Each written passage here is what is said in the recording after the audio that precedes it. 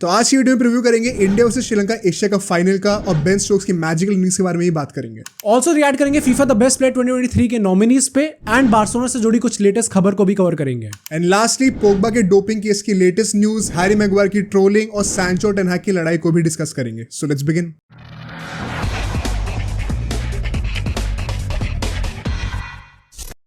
Okay भाई, तो आज कई सारे टॉपिक्स हम लोग को कवर करने हैं बहुत डिटेल में। तो मैं सबसे रिक्वेस्ट करूंगा, आपको कोई स्पेसिफिक टॉपिक देखना है तो feel free to use the time stamps. हम लोग सारे टॉपिक्स मेंशन कर देंगे। पहले हम लोग शुरू करेंगे क्रिकेट से, बिकॉज अपनी कंट्री का सवाल है और फिर इवेंचुअली काफी कॉन्ट्रोवर्शियल टॉपिक्स पे भी आना है। फीफा द बेस्ट की बातें करनी है, मेसी हालैंड की बातें होंगी, विनीशियस जूनियर की बातें होंगी। आई थिंक पोग्बा के डोपिंग टेस्ट के बारे में कुछ नई चीजें निकल के आई हैं। इंडिया श्रीलंका के प्रीव्यू भी करना है हम लोग को फाइनल को। काफी चीजें हैं और इंडिया श्रीलंका को प्रीव्यू करने से पहले हमें बात करनी पड़ेगी टू स्टार्ट विद इस पॉडकास्ट को कि भाई श्रीलंका पहुंची कैसे। Very quickly let's just breeze past that, because ये मैच आई थिंक अब तक का बेस्ट मैच था, सबसे एंटरटेनिंग मैच था इस एशिया कप का। एंड मुझे एक्सपेक्टेड भी था काइंड ऑफ, बिकॉज जब दो दिग्गज टीमें आ रही हैं एशिया की और लाइन पे है सीधा final, it was kind of a virtual semifinal to be very honest. तो मुझे लग रहा था कि एंड तक तो बातें जानी थी। But how were you surprise on the result और were you at all? To be very honest, I think कि बहुत एकदम हाथों में गेम था श्रीलंका के, स्पेशली जब हमने लास्ट में देखा कि 40 समथिंग बॉल्स लेफ्ट थी और 40 समथिंग ही रन्स चाहिए थे। इनफैक्ट अगर हम लोग एकदम एंड तक जाए तो भी 12 रन पे 12 बॉल ही चाहिए थी। तब मुझे ऐसा लगता है कि एकदम गेम श्रीलंका के हाथों में था। और वहां से जो लास्ट 2 ओवर में उन्होंने बॉटल करी है वो चीज, मतलब शाहीन अफरीदी का जो ओवर था वो बहुत अच्छा गया। सेकंड लास्ट ओवर वो काफी अच्छा गया था एंड लास्ट ओवर था वो भी ठीक जा रहा था। एक जो चीज जिसने पूरा गेम जो है पलट दिया वो चौका था, जब 2 बॉल पे 6 रन चाहिए थे। तो फिर वो असलंका ने एज मारा था और वो चौका निकल गया था कीपर और थर्ड मैन के बीच में से।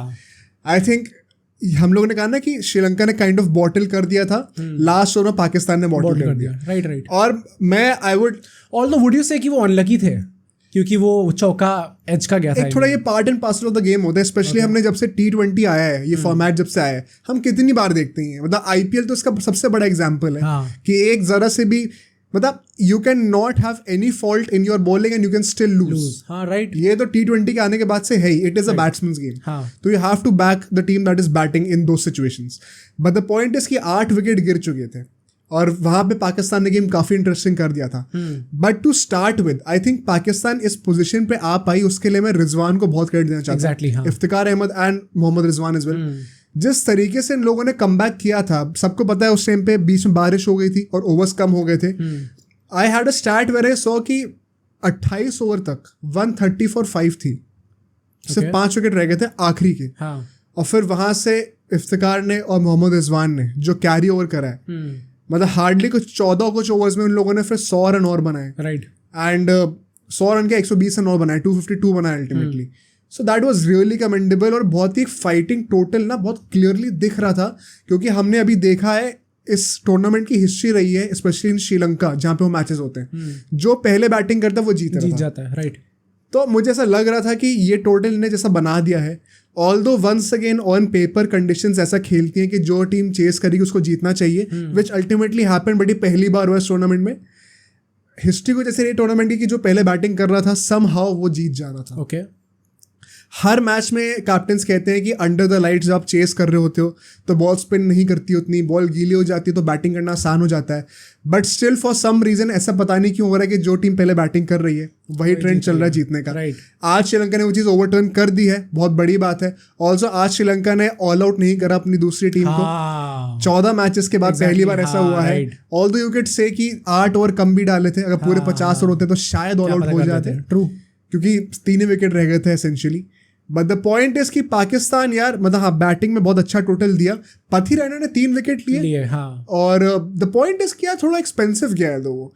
एंड यहाँ पे ना एक डिलेमा आता है, मैं I would recall this to Dhoni, जो धोनी ने CSK के टाइम पे कहा था IPL फाइनल के लिए इसी साल जब जीते थे, कि I see a lot of potential in Pathirana, but I would highly recommend कि वो सिर्फ T20 तक स्टिक करे अपने आप को, लॉन्जेविटी इंक्रीज करने के लिए।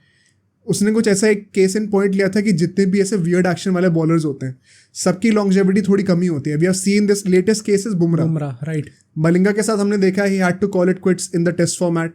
शॉन टेट भी बहुत जल्दी चला गया था, ऐसे कितने सारे बॉलर्स हैं. इज इट बिकॉज क्योंकि बहुत स्ट्रेन पड़ता है इसलिए? स्ट्रेन बहुत पड़ता है, एंड आई थिंक इस टाइप के वियर्ड एक्शन से ना आप बैट्समैन को सबसे अच्छा डिसीव शॉर्टर फॉर्मेट में ही करते हो. ओके. लॉन्गर फॉर्मेट में जब बैट्समैन के पास टाइम है और जो रेड बॉल होती है वो आपको हमेशा इतना कुछ करके नहीं देती, वो आपको पेशेंस वाला गेम चाहिए होता है वहाँ पे. तो वहाँ पे आपको जो ट्रेडिशनल स्किल्स होते हैं ना, उससे बॉल मूव कराना ज़्यादा रिलेटिवली ईजी होता है. वो चीज़ ज़्यादा इंपॉर्टेंट है. आई थिंक इसीलिए पथिराना का मतलब आई वुड से इवन इन द ओडीआईज थोड़ा बहुत मुझे भी लगता है कि ही हैज़ थोड़ा वो जो एक होता है ना हीरे को तराशने वाली जो बात होती है, वो अभी नहीं है उस चीज़ में. नहीं तो would you back this statement by Dhoni कि he should just stick to T20s? I think it makes a lot of sense. और बात इसमें यही है कि can Pathirana prove everybody wrong, but if he does तो it will definitely come at the cost of having a shorter career. तो धोनी का logic वही है कि अगर लंबा खेलना है तो it's preferably just stick to one format. Right. तो आई थिंक पथिराना को भी अपनी इफेक्टिवनेस अभी T20 में तो I think he is highly effective already, but ODIs में भी इफेक्टिवनेस बढ़ाने के लिए he still has a long way to go. Okay. But अगर हम लोग यहाँ पे फिर सेकंड इनिंग्स की बात करें जल्दी से, यहाँ पे यार श्रीलंका मुझे लगता है ऑनेस्टली क्रूज कर रही थी. एंड इसमें एक बहुत बड़ा हाथ ये भी है कि बॉलर्स लाइक हारिस रऊफ, नसीम शाह, ये लोग खेल ही नहीं रहे थे, इंजरी हो चुकी है. राइट. तो it would be interesting to see अगर ये लोग वर्ल्ड कप में भी टर्न अप कर पाते हैं कि नहीं. ऑन पेपर तो आ ही जाएंगे वापस बिकॉज इतनी सीरियस इंजरीज नहीं है, बट यू नेवर नो भाई. हमने शेयर के साथ भी ये देखा था अभी, जिसके बारे में हम लोग बात करेंगे अभी फॉर श्योर. बट ये इंजरीज कभी भी रिलैप्स कर सकती हैं. Right. So very interesting to see how this goes on going into the world cup. But आज के मैच में आई थिंक कमी खली है. पाकिस्तान के पास उनकी ए टीम नहीं थी.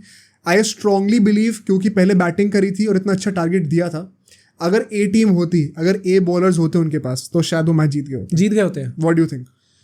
आई थिंक ये ऐसा टाइप का मैच था जो कि 50-50 सॉर्ट ऑफ था, क्योंकि एकदम एंड तक तो पाकिस्तान भी ले गई थी और श्रीलंका भी एकदम एंड में आके ही जीती है. तो वही बात है कि अगर वो वैसे तो देखा जाए तो अगर वो चौका ना पड़ता तो क्या पता पाकिस्तान जीत जाती. यार द पॉइंट इज ना कि इनिशियली भी इन्होंने बहुत ज़्यादा विकेट नहीं लिया. नो एक विकेट बहुत जल्दी ले लिया था, बट ऐसा नहीं था कि श्रीलंका एकदम ही स्ट्रगल कर रही है. उनका रन रेट फिर भी बहुत हाई था, 6 के ऊपर ही था इनफैक्ट. और मिडिल ओवर्स में तो काइंड ऑफ श्रीलंका ने गेम किल कर ही दिया था. आई थिंक 6-7 विकेट रह गए थे और फिर भी जस्ट रन बॉल ही कुछ चाहिए था. और आखिरी के 2 ओवर तक भी सिर्फ रन बॉल ही चाहिए था. 12 बॉलों में 12 रन ही चाहिए थे. Right. It is only that कि पाकिस्तान ने समहाउ कुछ विकेट्स ले लिए, कुछ बहुत ही अच्छे कैचेस भी पकड़े, क्रेडिट टू देम, जिसके वजह से दे काइंड ऑफ जो एक आउटसाइड चांस होता है ना उसको उन्होंने एक जेन्युइन चांस में कन्वर्ट कर दिया. And after the second last over of Shaheen Shah Afridi almost था कि अब जीतना चाहिए. तो मुझे लगता है कि श्रीलंका ने काइंड ऑफ वो एक चांस उनको दिया बना के. इट्स नॉट लाइक पाकिस्तान है वो खुद बहुत ज़्यादा मतलब हमेशा से गेम में थे. Sri Lanka were dominating throughout. So that is what I feel personally कि अगर इनके मेन बॉलर्स होते, स्पेशली नसीम शाह जो कि पहले के 10 ओवर में कितना इफेक्टिव रहा है, उसका ये रिकॉर्ड रहा है. एंड हारिस रऊफ देन अगर वन चेंज आता है बॉलिंग करने के लिए, ही इज इक्वली इफेक्टिव. तो शायद श्रीलंका ना अगर विकेट ना भी गिरते तो रन रेट का प्रेशर रहता स्टार्टिंग से, शायद रन उतनी इजीली ना बनते. और फिर जब रन जो है रन रेट बढ़ता आगे जाके तो फिर अंडर प्रेशर विकेट्स लूज कर सकते थे. तो आई फॉर श्योर थिंक कि पाकिस्तान की ए टीम होती तो शायद रिजल्ट काफ़ी डिफरेंट हो सकता था. अगर श्रीलंका जीतती भी तो ऑल्दो इससे ज़्यादा क्लोज तो क्या ही होता, लास्ट बॉल तक गया गेम. तो आई थिंक कि शायद पाकिस्तान पॉसिबली जीत सकती थी. Because the sad part is कि एशिया कप के फाइनल्स में आज तक इंडिया पाकिस्तान एक दूसरे के खिलाफ नहीं खेले. और it continues. I was hoping, हमने ट्वीट भी किया था ये कि जस्ट प्रेइंग कि पाकिस्तान ये मैच जीत जाए ताकि हम उनको फाइनल में हरा के 2007 का T20 world cup final recreate कर पाए. बट ये सारे इंडियन फैंस भाई जो लोग कमेंट में मतलब बताना मेरे से अग्री करते हो तो कमेंट जरूर करना इस बात पे. बिकॉज आई जेन्युइनली वांटेड कि पाकिस्तान जीतो. वी वर रॉब्ड भाई. We were robbed of a great Sunday. तो मतलब this was how Sri Lanka manage to book a spot in the finals. But यहाँ से फाइनल्स पे आते हैं. The very important game for Indian cricket team right now. Preview पे जाते हैं इनके. आई नो अभी जब ये पॉडकास्ट रिलीज हुआ इस वक्त बांग्लादेश का मैच चल रहा होगा, but that is kind of a practice game because Bangladesh को भी पता वो बाहर हो चुके हैं और इंडिया को भी पता वो क्वालिफाई कर चुके हैं. But I am just hoping कि जब ये पॉडकास्ट चल रहा होगा और इंडिया की टीम खेल रही होगी, आई जस्ट होप कि कोई चेंजेस ना करे हो. कुछ चेंजेस ना करे हो. So you how do feel about that? Firstly playing eleven वैसी रहनी चाहिए. राइट. ओके. आई मीन मतलब बिकॉज इसके बाद फाइनल होगा और सिर्फ 3 ODIs हैं अगेंस्ट ऑस्ट्रेलिया. आखिरी के 4 मैचेस हैं वर्ल्ड कप से पहले. Do I really want to experiment once again? I don't think so. Okay. It's safer to give chances to guys like KL Rahul and Ishan Kishan जो कि अभी मिडिल ऑर्डर में जस्ट सेटल होना शुरू हुए हैं. तो उनका कॉन्फिडेंस और रिदम क्यों ब्रेक करना है? आई थिंक वो चेंज तो वैसे ही रहेगा. श्रेयस अय्यर आई डोंट थिंक कि अभी आने वाला है वापस. सो श्रेयस अय्यर के ऊपर अपडेट ये है कि यार श्रेयस अय्यर अपेरेंटली बैटिंग दोबारा करने आ चुका है. बैक स्पैज़म उसके खत्म हो गए हैं और अभी एक ट्रेनिंग सेशन ऑर्गेनाइज हुआ था श्रीलंका पाकिस्तान के गेम से पहले कोलंबो में, और सबसे ज़्यादा टाइम उसने स्पेंड करा नेट्स में बैटिंग करते वक्त. तो मतलब आई एम जस्ट होपिंग कि इंडियन मैनेजमेंट अब फिर से कैरिड अवे ना हो जाए और श्रेयस अय्यर को दोबारा ना लिया टीम में. यार आई डोंट थिंक कि अब आना चाहिए टीम में. Exactly, this is why I am saying कि अब एक्सपेरिमेंट नहीं करना चाहिए. आई थिंक जहां तक श्रेयस अय्यर की बात है तब तक तो मैं भी अग्री करता हूँ कि वो नहीं आना चाहिए. केएल राहुल और अपना ईशान किशन ही मिडिल ऑर्डर में होने चाहिए. आई थिंक जो एक चेंज है जो कि हमने एशिया कप में देखा होते हुए, दैट इज कि या तो शार्दुल ठाकुर खेलेगा या फिर अक्षर पटेल खेलेगा. उसके ऊपर अभी आएंगे फॉर श्योर. बट मेरे को लगता है यही चेंज हो भी सकता है अगर. But what about guys like Suryakumar Yadav और तिलक वर्मा या फिर शामी, इनको लाना चाहिए क्या? नहीं, मुझे नहीं लगता होना चाहिए. I think playing 11 as you rightly said कि यार अल्टीमेट एम तो हमारा वर्ल्ड कप ही है ना. एशिया कप आई नो कि इस टाइम पर हम लोग फाइनल में आ गए तो we have to win it, but still हमें देखना वर्ल्ड कप के हिसाब से है क्योंकि अब तो हार्डली एनी टाइम है. एंड द पॉइंट इज कि तिलक वर्मा या फिर सूर्य कुमार यादव खेलेंगे भी अगर बांग्लादेश के against, it is kind of obvious right now at this point of time कि ये लोग वर्ल्ड कप में स्टार्ट नहीं करेंगे. हाँ. वरना वर्ल्ड कप से पहले क्या तुम सिर्फ एक ही मैच स्टार्ट कर रहे हो फिर सीधा वर्ल्ड कप में स्टार्ट करोगे? तो एक ऑब्वियस इंडिकेशन हम सबको मिल चुका है कि केएल राहुल, ईशान किशन या श्रेयस अय्यर में से कोई एक स्टार्ट करेगा, कोई दो स्टार्ट करेंगे सेंचुरी. सूर्य कुमार यादव तो भाई बैकअप में ही रहेगा along side one of these three, और तिलक वर्मा तो है ही नहीं वर्ल्ड कप के स्क्वाड में. So I don't think sense बनता है एक्सपेरिमेंट करने का. आई होप कि ना करे एक्सपेरिमेंट, बिकॉज फाइनल पे अगर हम लोग बात करें, वापस प्रीव्यू की बात करते हैं, सबसे पहले तो टॉस और पिच कंडीशंस की बात करते हैं. I think once again Colombo में ही हो रहा है ना मैच. एग्जैक्टली, ये तो कोलंबो में सारे मैचेस करवा रहे हैं. वही बात है कि सारे मैचेस कोलंबो में हो रहे हैं तो वेयर एंड टेयर भी होगा. और I expect this one once again to be pro spin. Okay, ठीक है, मुझे नहीं लगता कि बहुत ज्यादा पेसर्स प्रो पेसर होने वाला है, बहुत ज्यादा जिप मिलने वाली है विकेट पे, बहुत ही बैटिंग फ्रेंडली होने वाला है. I don't think that. मुझे लगता है स्पिनर्स फिर से उनका काफी एक बड़ा से रहेगा यहाँ पर, which is why I think कि टॉस जीत के, आई नो वही आइडियली ऑन पेपर होना चाहिए बॉलिंग करो, बट आई थिंक बैटिंग पहले. Right. Would you agree with me? और आई थिंक जैसा अभी तक चल रहा है कि सब जो बैटिंग कर रहे हैं वही जीत रहे हैं. मतलब ऑल दो श्रीलंका ने वो चीज़ तोड़ दिया, बट स्टिल आई थिंक कि हाँ भाई, मतलब safe side hit and miss ही था भाई. वो एक चौका नहीं होता तो हार जाते हैं. राइट. तो मेरे हिसाब से भी आई थिंक बैटिंग ही लेनी चाहिए, सबसे बैटिंग ही लेनी चाहिए. और मेरा भी लॉजिक वही है कि फाइनल है, put runs on the board, pressure आएगा. और क्योंकि अभी हिस्ट्री ऐसी रही है टूर्नामेंट की, तो अगर हर मैच में ऐसा हो रहा है तो कुछ तो लॉजिक है इस चीज़ में. So I would say play the safer bet here, bat first, और फिर से श्रीलंका को प्रेशर में डाला जाए, बिकॉज आई थिंक हमारी बॉलिंग में उतनी पावर है for sure. So conditions going to be pro spin in my opinion. Toss जीतो, बैटिंग करो. और यहाँ से हम लोग लाइनअप की बात करते हैं. और प्लेइंग 11 में I think Akshar Patel should be over Shardul Thakur for this game. Okay, because as I said I think spin friendly होने वाली है. राइट. तो स्पिनर्स का शायद ज़्यादा रोल होगा. ऑल दो अक्षर पटेल ने लास्ट गेम में अगेंस्ट श्रीलंका बहुत ज़्यादा कॉन्ट्रीब्यूशन नहीं दिया था with the ball, but I still think कि अगर इस मैच की हमें बात करनी ही है तो आई थिंक शायद वो ज़्यादा क्रूशल होगा as opposed to Shardul Thakur. Mohammad Siraj और बुमराह ने हमें दिखा दिया कि वो कितने इफेक्टिव हैं, और कोई क्वेश्चन करने की जरूरत है नहीं उस चीज़ को. So do you have any different opinion on this? नहीं, आई थिंक सेम ही है, क्योंकि इस टाइम पे अगेन अगर हम लोग एक और पेसर की बात भी करेंगे तो वो शार्दुल ठाकुर के बाद ही आएगा, वो भी शामी होगा क्योंकि वो बैटिंग कर नहीं सकता. तो ईदर वे अगर चेंज होना भी है तो आई थिंक या तो शार्दुल ठाकुर आ सकते हैं या फिर अक्षर पटेल आ सकता है. And as you rightly said कि स्पिन फ्रेंडली कंडीशन होने वाली है, स्पिन फ्रेंडली पिच होने वाली है, तो इन माय ओपिनियन ऑल्सो अक्षर पटेल को ही स्टार्ट करना चाहिए. ऑल्सो उसने लास्ट मैच में जो इंडिया का था उसमें बैटिंग भी काफ़ी अच्छी करके दिखाई थी, तो आई थिंक वही होना चाहिए. बात तो वही है एग्जैक्टली. मतलब मुझे भी यही लगता है कि ऑल्सो अक्षर पटेल के लिए भी एक इंपॉर्टेंट गेम हो सकता है, बिकॉज अभी वही ना, हम लोग हर पॉडकास्ट में हमें वर्ल्ड कप का कॉन्टेक्स्ट लेके चलना ही पड़ेगा. हाँ. और वर्ल्ड कप में ऐसी पिच नहीं मिलने वाली जो हमें फाइनल में मिलेगी. This is for sure. मतलब I am 100% sure at this point of time world cup के जो मैचेस होंगे हाई स्कोरिंग गेम्स होने चाहिए. अभी गौतम गंभीर ने ये बात कही है कि हमारा जो फोर्टे है, इंडिया का जो कल्चर रहा है क्रिकेट में, स्पिन फ्रेंडली रहा है. स्पिन हमारा स्ट्रेंथ है. तो why not have more games in pitches like on pitches like Delhi या फिर लखनऊ, राइट, जहाँ पे हम देखते हैं इवन इन दी IPL कि फिरोजा कोटला में और अपना जो क्या नाम है उस स्टेडियम का भाई, लखनऊ का एकाना स्टेडियम, वहाँ पर भी पिच जो है वो स्पिन फ्रेंडली ज़्यादा होती है. लो स्कोरिंग गेम्स हमें काफ़ी देखने को मिलते हैं. दिल्ली ने थोड़ा सा चेंज करा ये माहौल ओवर द ईयर्स, बट कभी भी चाहे तो वो रिजॉर्ट कर सकते हैं. Right. बीजीटी में याद है ना सबको सेकंड टेस्ट में क्या हुआ था, हाँ. तो it's not a big deal for them. And Lucknow का तो नोन ही है एज अ स्लो पिच. तो गंभीर ने सजेस्ट किया था कि why not use this as a strength और यहाँ पे इंडिया के मैचेस कराए जाएं. काइंड ऑफ सेम हमें एक तरीके का एटमॉस्फेयर कोलंबो में मिलेगा इन द फाइनल, थोड़ी सेम कंडीशंस होंगी. बट वाई आई फील कि ऐसा नहीं होगा is because in my opinion BCCI is going for high scoring games. पाटा विकेट्स होंगी एंटरटेनमेंट के लिए पॉसिबली, और 350 का टोटल हमें रेगुलरली दिखने वाला है. So for that reason I think वहाँ पे शार्दुल ठाकुर शायद हमें ज़्यादा खेलने को मिले as opposed to a spinner. Spinners का पाटा विकेट पे वैसे भी ज़्यादा काम नहीं होगा. और जडेजा और अक्षर पटेल दोनों सेम डायमेंशंस के हो जाएंगे, तो you might as well have somebody with the golden arm. मुझे तो ये लगता है. कोई ऐसा स्टार्ट था कि अपेरेंटली ओडीआईज में 2019 वर्ल्ड कप के बाद से शार्दुल ठाकुर इंडिया का लीडिंग विकेट टेकर है. ओ है, आई am not sure on this, please correct me if I am wrong in the comments, but ऐसा मैंने सुना है. भाई बढ़िया ही है अगर है तो वही ना कि लोग कहते हैं गोल्डन आर्म है, लकी है, बट वो बहुत डिसरिस्पेक्टफुल है इन माय ओपिनियन. कोई बंदा 4 साल से अगर कुछ ऐसा कर रहा है तो कुछ तो बात है. राइट. अब ऐसे इग्नोर नहीं कर सकते. सो आई थिंक उसको वो क्रेडेंशियल्स के क्रेडिट मिलेंगे going forward in the world cup. And so शायद अक्षर पटेल के लिए हार्डली अब 1 या 2 और चांसेस होंगे खेलने के लिए, और उसमें उसको सेटल होना बहुत ज़रूरी है, फॉर्म में रहना बहुत ज़रूरी है. I think a very crucial I think player to watch out for in the final as far as India is concerned. Any other player that comes to your mind? I think Sri Lanka से अगर हम लोग कुछ players का नाम ले, एक let's talk about India first. पहले इंडिया में से कोई लग रहा है कि कौन सा प्लेयर आ सकता है, मतलब कुछ किसके लिए इंपॉर्टेंट होगा ये गेम? हाँ, if you have to pick a few players.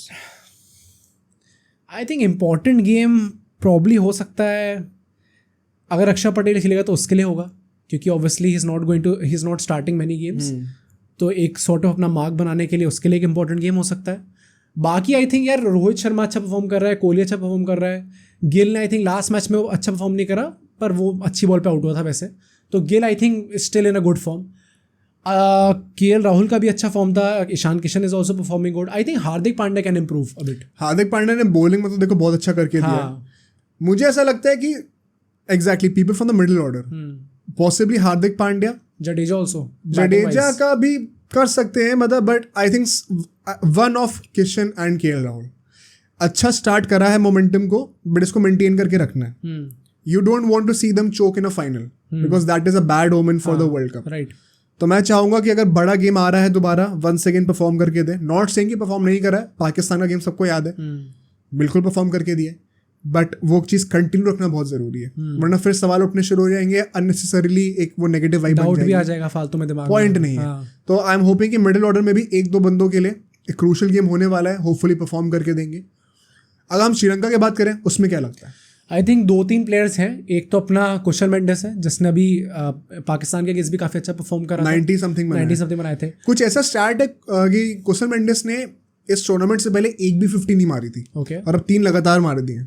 बढ़िया है, अच्छे टाइम पे पीक कर रहा है. श्रीलंका भी आई थिंक कि अभी लास्ट मैच में काफ़ी अच्छा खेला था. उसमें भी एंड तक जो बंदा बचा हुआ था जिसने एंड में रन बनाए वो श्रीलंका ही था. विनिंग रन्स मारे. एग्जैक्टली. और not just for his batting but also for his bowling. 4 wicket लिए थे इंडिया के अगेंस्ट भी, तो will be one two watch. जो मेन बंदा जिसने लास्ट मैच में परफॉर्म करा था इंडिया अगेंस्ट, जो विलागे, आई थिंक जो भी विलागे, उसने तो हालत खराब कर दी थी लास्ट टाइम इंडिया की. तो I think that he is also guy to watch out for, क्योंकि लास्ट टाइम जैसे करा था अगेंस्ट स्पिन फ्रेंडली कंडीशंस है, इस बार भी कर सकता है वो. और वही वो बैटिंग भी करता है, ऑल्दो इस बार पहली बॉल पे आउट हुआ था शाहीन अफरीदी की. Right. So that would be interesting to see. But हाँ यार, आई थिंक श्रीलंका से जो 3 स्टैंड आउट प्लेयर मुझे लग रहे हैं इस वक्त जो कि एक थ्रेट पोज कर सकते हैं इंडियन टीम में, आई वुड एग्री. ये तीनों ही हैं. ऑफकोर्स और भी लोगों के कई सारे नाम हम लोग ले सकते हैं, बट ऑन करंट फॉर्म और जो दोनों टीम्स का कंपैटिबिलिटी बैठती है, जिस टाइप का मैच होने वाला है, जिस टाइप की कंडीशंस होने वाली है, आई थिंक मतलब श्रीलंका और विलागले तो स्पेशली, क्योंकि वो दोनों चीज़ों में माहिर हैं इन ऐसी कंडीशंस में, बैटिंग और बॉलिंग दोनों में माहिर. तो क्या मतलब एटलीस्ट अपने आप को वर्थ प्रूव करके दिखाया है. तो आई थिंक कि वहाँ पे एक जेन्युइन केस बन सकता है उनके लिए. कुशल मेंडिस का would be interesting to see कि बुमराह और सिराज को कैसे फेस करेगा स्टार्टिंग में. होपिंग कि जल्दी आउट हो जाए. बट अगर हम लोग फिर प्रेडिक्शंस की बात करें, राइट, क्योंकि प्रीव्यू कर रहे हैं तो प्रेडिक्शन के बिना तो खत्म नहीं कर सकते. क्या लग रहा है भाई? देखो लास्ट टाइम थोड़ा कॉन्टेक्स्ट दिया जाए, लास्ट टाइम श्रीलंका जीती थी और इंडिया फाइनल्स के लिए भी क्वालिफाई नहीं करी थी. Right. This time the thing is थोड़ा सा मतलब एक थोड़ा डिफरेंट वाइब है. अभी श्रीलंका को हराया है इंडिया ने. माइंड यू पिछले 15 मैचेस में श्रीलंका सिर्फ एक ही मैच हारी है और वो इंडिया से हारी थी अभी। ओके तो उनका रिकॉर्ड भी बहुत अच्छा आ रहा है, सिर्फ एक बार हारे इन रीसेंट मंथ्स और वो इंडिया से ही था जो कि लास्ट मैच था। बट ये डिसाइड करने के लिए ना थोड़ा सा हिस्टोरिक कॉन्टेक्स्ट भी ले लेते हैं। राइट। तो what do you have for us? सबसे पहले तो भाई अगर हम लोग इन दोनों कितनी बार टूर्नामेंट जीते हैं, कितने फाइनल्स खेले उनकी बात करें, इंडिया ने भाई साहब 10 फाइनल खेले एशिया कप के, उसमें से 7 बार जीती है। एंड श्रीलंका की बात करें तो उन्होंने 11 फाइनल खेले हैं, उसमें से 6 बार जीते हैं। And this kind of tells the tale, no, क्योंकि श्रीलंका ने ऑन पेपर ज्यादा फाइनल्स खेले इंडिया से। मैं थोड़ा सा सरप्राइज था ये स्टैट सुन के, बट वो सरप्राइज फैक्टर जो था वो मेरा खत्म हो गया जब मुझे पता चला कि इंडिया ने टाइटल ज्यादा जीते हैं। क्योंकि ऑन पेपर यही लगता है कि इंडिया तो जीतती ही रहती है।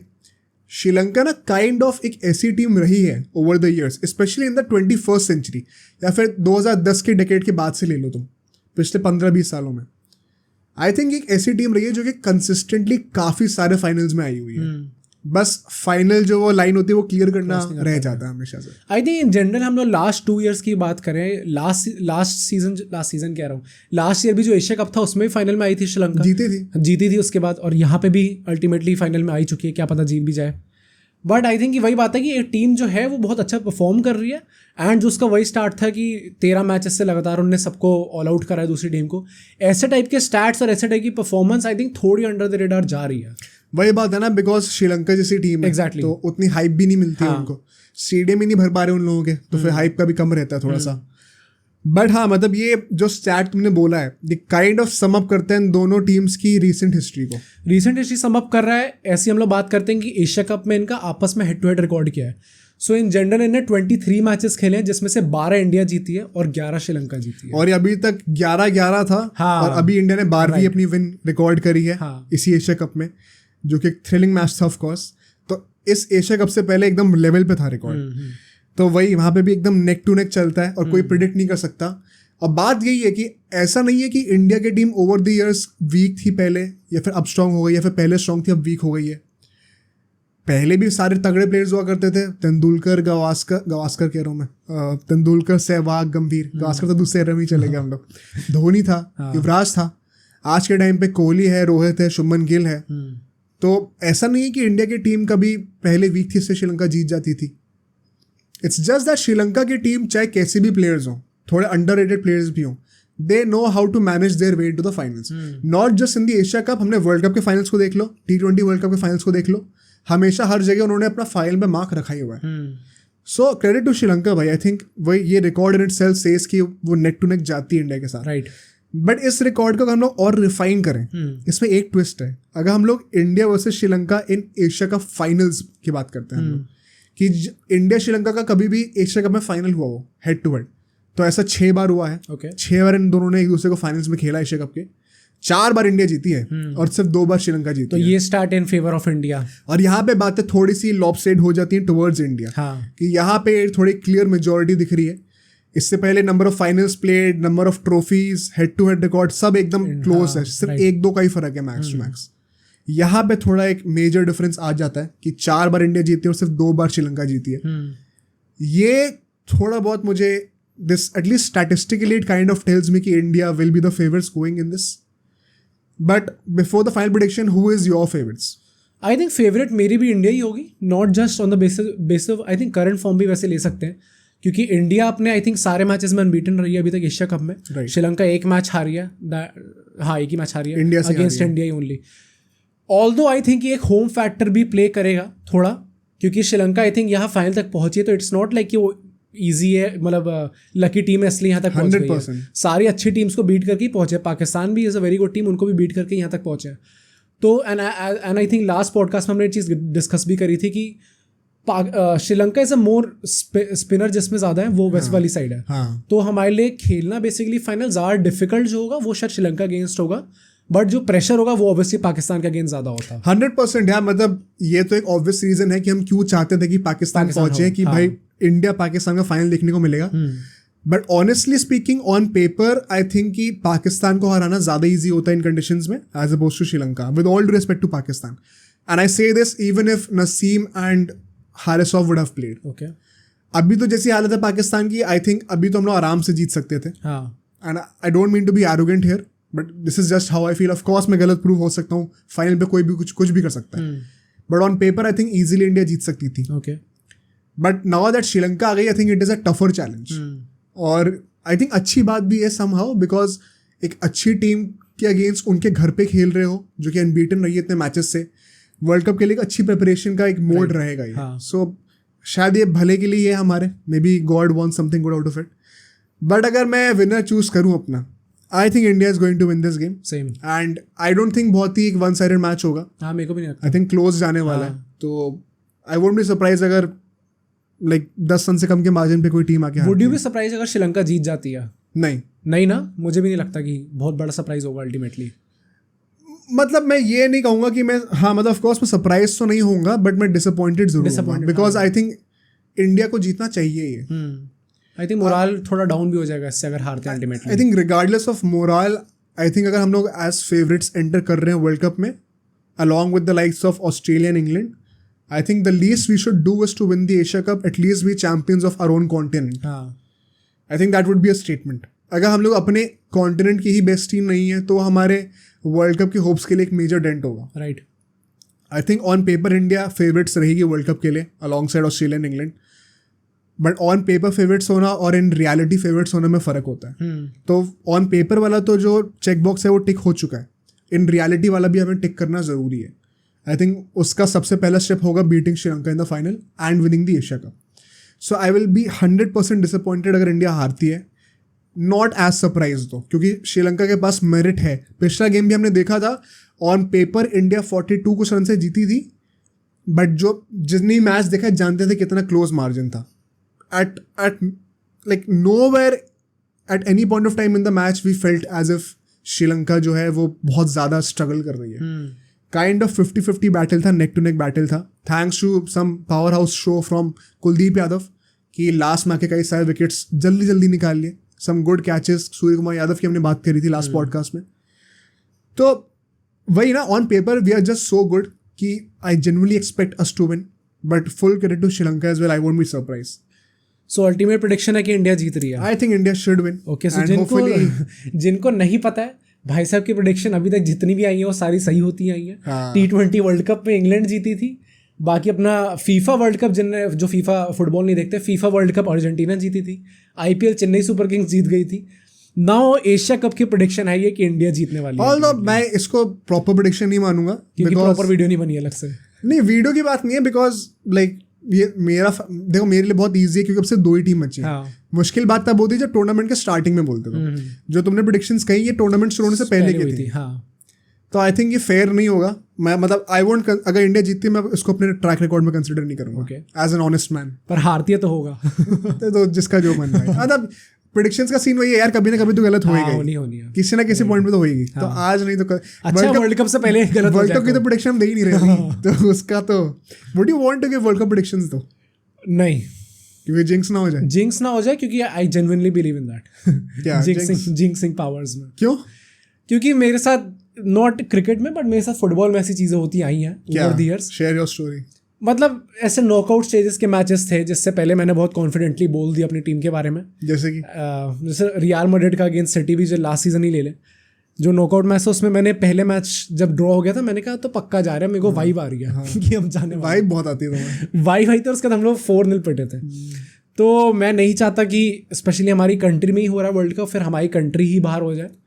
तो मैं नहीं चाहता कि मैं प्रेडिक्शन उस चीज़ पे दूँ. पोर्चुगल से वाइब नहीं आई थी फीफा वर्ल्ड कप में?